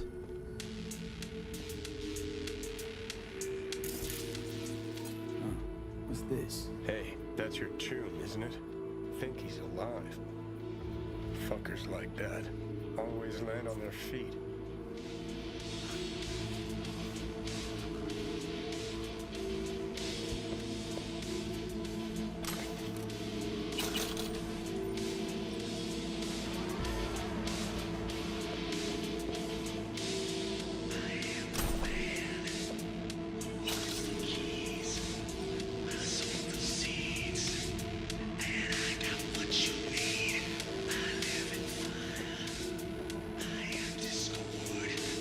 Couple people alive up here.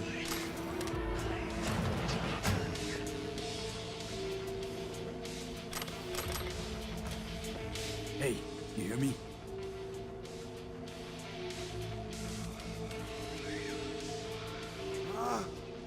Oh, fuck. 6th Street, they... I This know. room would smell so Flavio, bad. right? Is that you? Yeah. You've got to get me out of here. What the hell happened? All you had to do was sit on your ass, quiet, alone. Yeah, but just wanted to say goodbye to the city, you know? So I ordering some girls, some boosters. What, you thought nobody would notice? Calling half the hookers in the city and nobody will bat an eye? Okay. I fucked up. I know. The facts it matter now. We have to go. You don't say. Fine, we're out. Ow! Oh, shit! Car's in the garage. Oh, take me there. Okay, so we don't get to take my car. We got to take your piece of shit car. Not looking forward to that, Chief.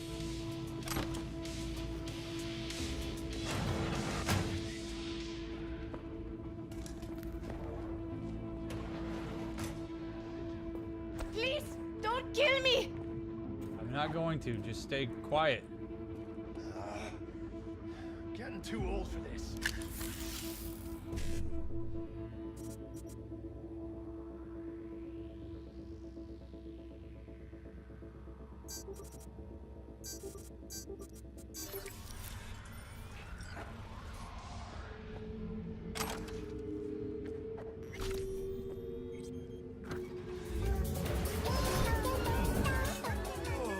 You've got the cords? So bright. Got him. Oh, he's in the back? You get in the back seat? Okay. I just wanted a little fun. Quit griping. You're alive. Unlike the girls.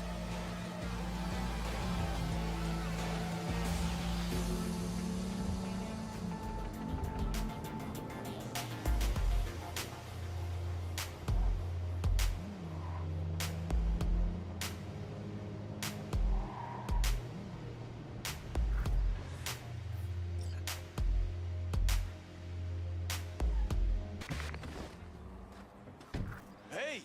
Hey! Over here! Yeah, what's up, Chief? Where is the client? In the car. In the back, bleeding out. Shit! If he dies, I don't get paid. Not my problem. I did my part.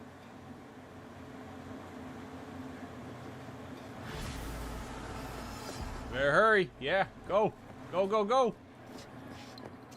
We are going to a Ripper, okay? A few minutes away. Will you hang in there? No choice.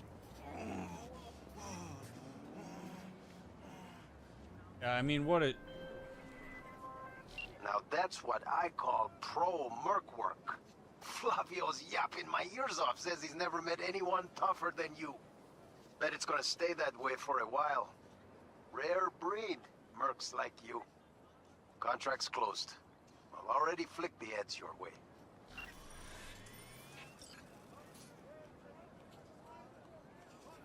An asshole, man.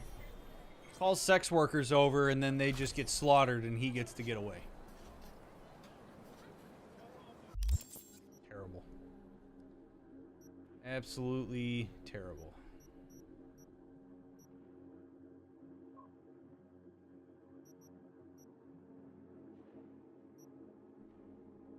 All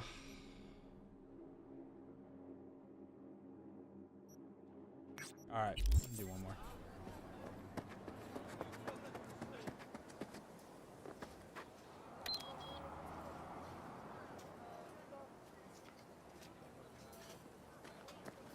All right, let's see. And while we drive over here, one more time, I'd like to say, chat, thank you for being here. I appreciate you all a lot. Those of you that are watching this as a VOD, thank you as well.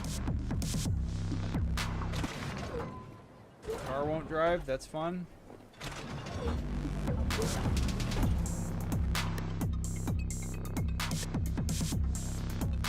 All right, well, that's neat. Okay. I don't need you anyway, car.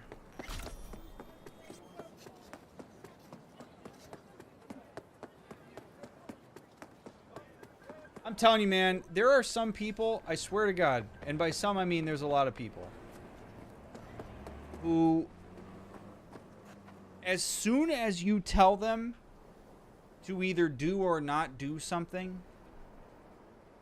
it immediately is perceived as a challenge, and that person will do the opposite, literally because they think that doing that is a exertion of their autonomy and freedom. Like, no matter what direction you go. So if you tell that guy, don't bring anybody in, lay low, that guy automatically perceives that as, you're boxing me in, You're taking away my liberties and freedoms. And so I'm going to rebel against that to remind myself that I can do what I want in this free society. Wouldn't surprise me at all if that's the mentality that that guy had. And that is, in some ways, human nature.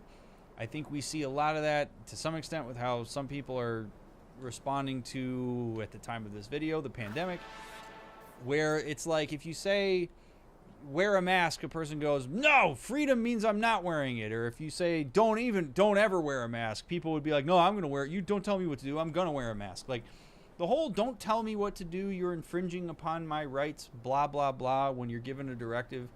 You really ought to reflect on whether your exertion of autonomy is actually for your in your best interest, or if perhaps following the rules is actually the more ideal there, and you can use the freedom that you're connecting with to say, I'm going to choose to follow the rules. Probably got a bunch of people in that place killed. All because you don't tell me what to do. I want to have a last little party here in Night City. I want to call all the working girls, even though I got a target on my back, and even though somebody's literally been hired to try to get me out of here, and that guy just can't help himself. My freedoms. Rules are inherently helpful. Boundaries are okay. They are not a infringement upon freedom. If you want true entropy, like freedom is true entropy. It's just the physics of that is just everything goes in its own wild direction. That is not how things happen.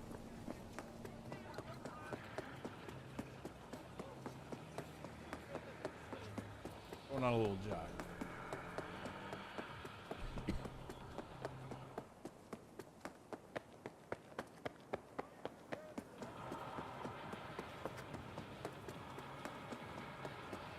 Who knows what you might find?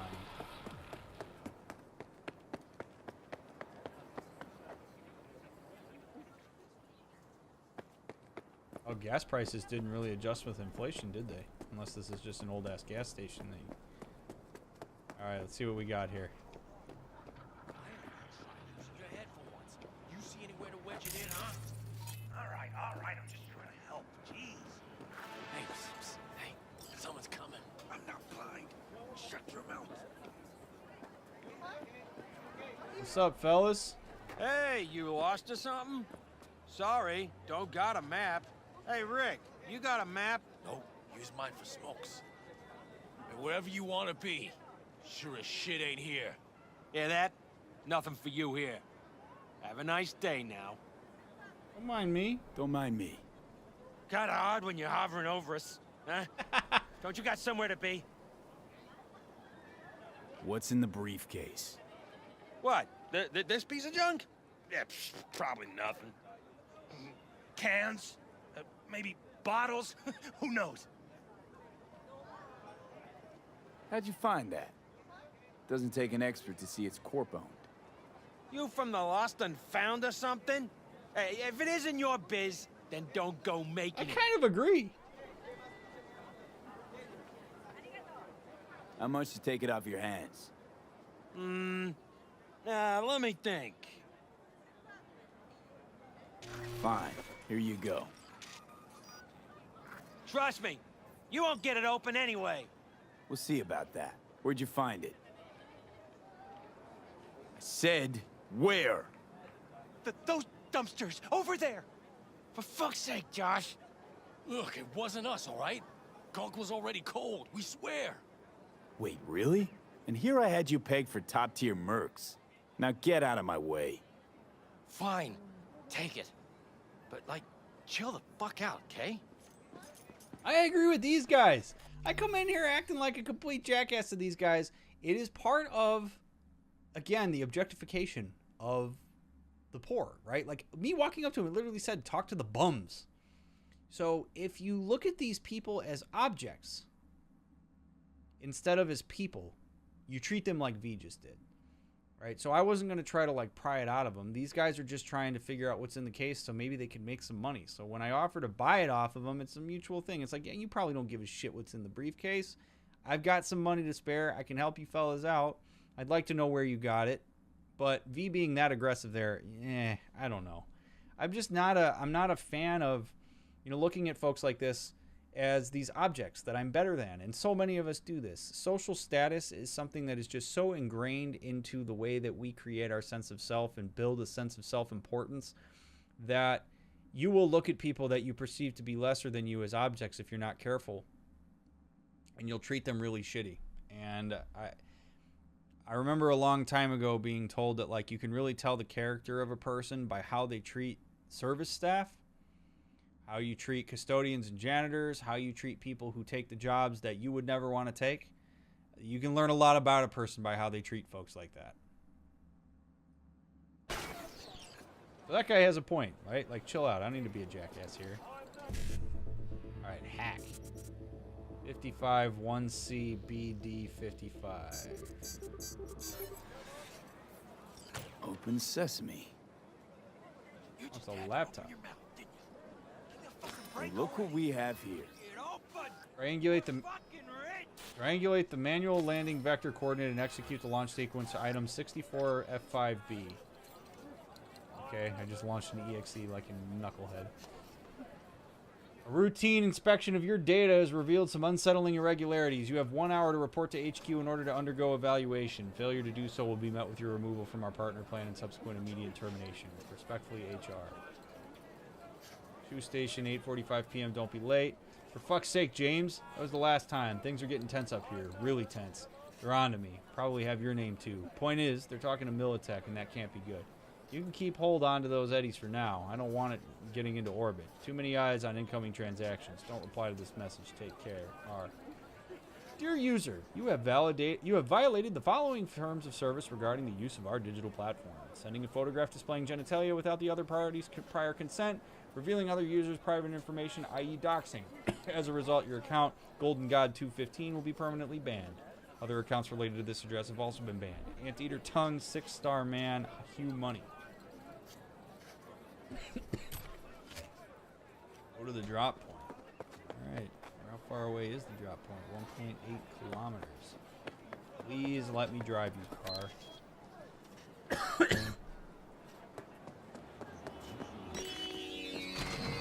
Including his own sister and mother. His execution will be open to the public, and for those who prefer to watch from home, it will be live streamed at the address you see at the bottom of your screen. This event's organizer, Capital Corrections Incorporated, promises a compelling spectacle as well as attractive prizes for a few lucky viewers. Attention Charter Hill residents. A recent study commissioned by All Foods has shown hazardous levels of lead and cadmium in your tap water that pose a significant risk to human health. The Nice City Department of Water Management has attributed any elevated toxicity to obsolete municipal piping, though has made no plans for their replacement. Drinking bottled water remains the safest way to reduce your risk of waterborne illness. And remember, it's always cheapest at All Foods. Oh my God. NCART representatives have said to expect ongoing delays on the M2 Metro line. Arroyo Station was evacuated after its early warning system detected a massive population of rats dwelling in one of the tunnels. Pest control was immediately called to exterminate the infestation, but the NC Transport Authority has announced the station will remain closed until further notice.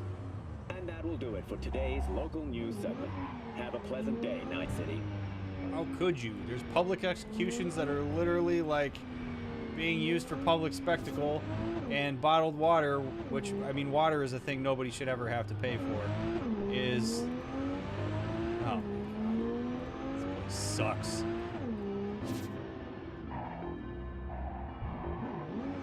This isn't what the Jetsons said it would be.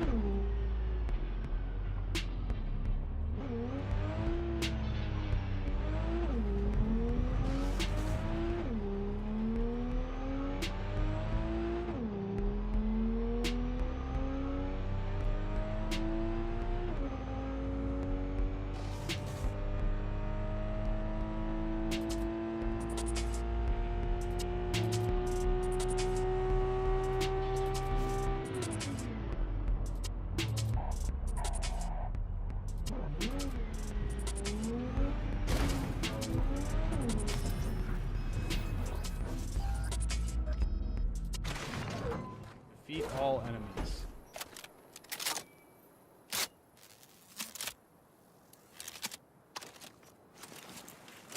Happily.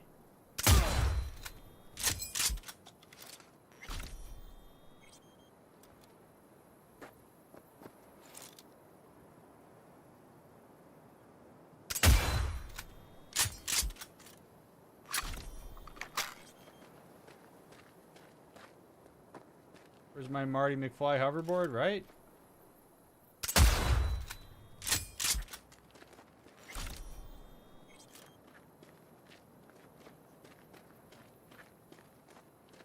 Looks like we got company. Old Militech, huh?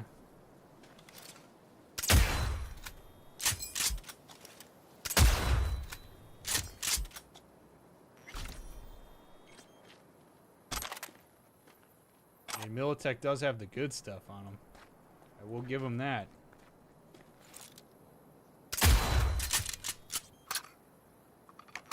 One more. One more. Where are you at?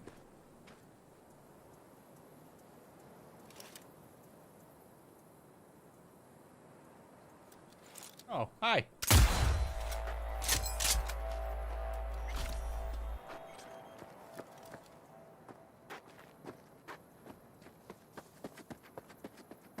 Loot them. See what they... Drip coffee. This guy's carrying a drip coffee maker.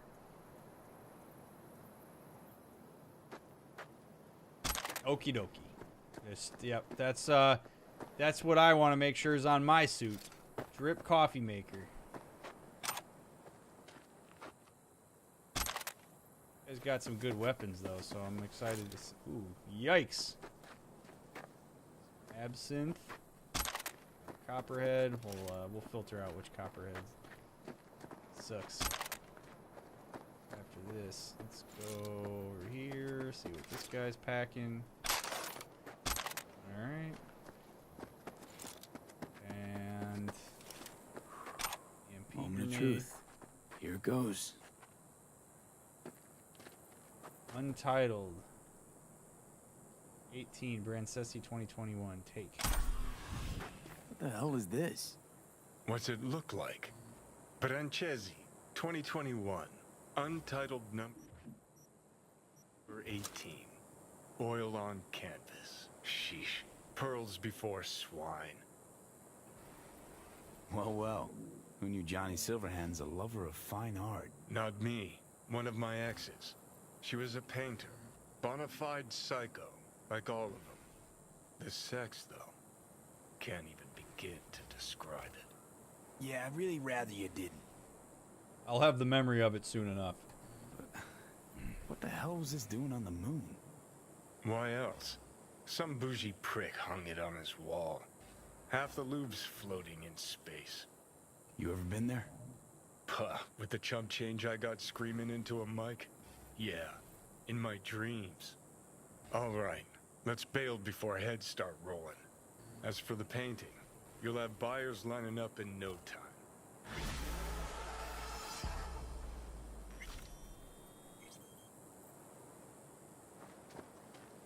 Wow, all of that because a painting came down from the moon.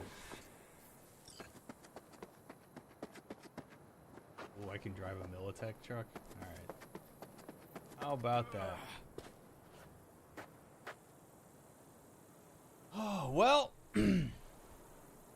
VOD watchers, thank you for taking the time to watch Cyberpunk 2077 with a Therapist Part 22. If you didn't already, please pop an upvote or a thumbs up, whatever you want to call it, down below. Make sure that you subscribe to the channel. Turn on notifications if you want to know when I'm live. Consider becoming a member or maybe picking up some merch. But I really do appreciate your time. Thank you for taking it to watch what I do, for making it this far. Leave a comment if there was any part of this that you enjoyed. I would love to read it. Just, you know, stay away from spoilers and stuff. But I would love, love, love to read what you had to say about this episode. And I will look forward to catching you in part 23, where we still have tons more to do. Will we talk to Takemura? It's become a meme at this point. We'll see. But have a good one. Catch you in part 23. Thanks again for watching.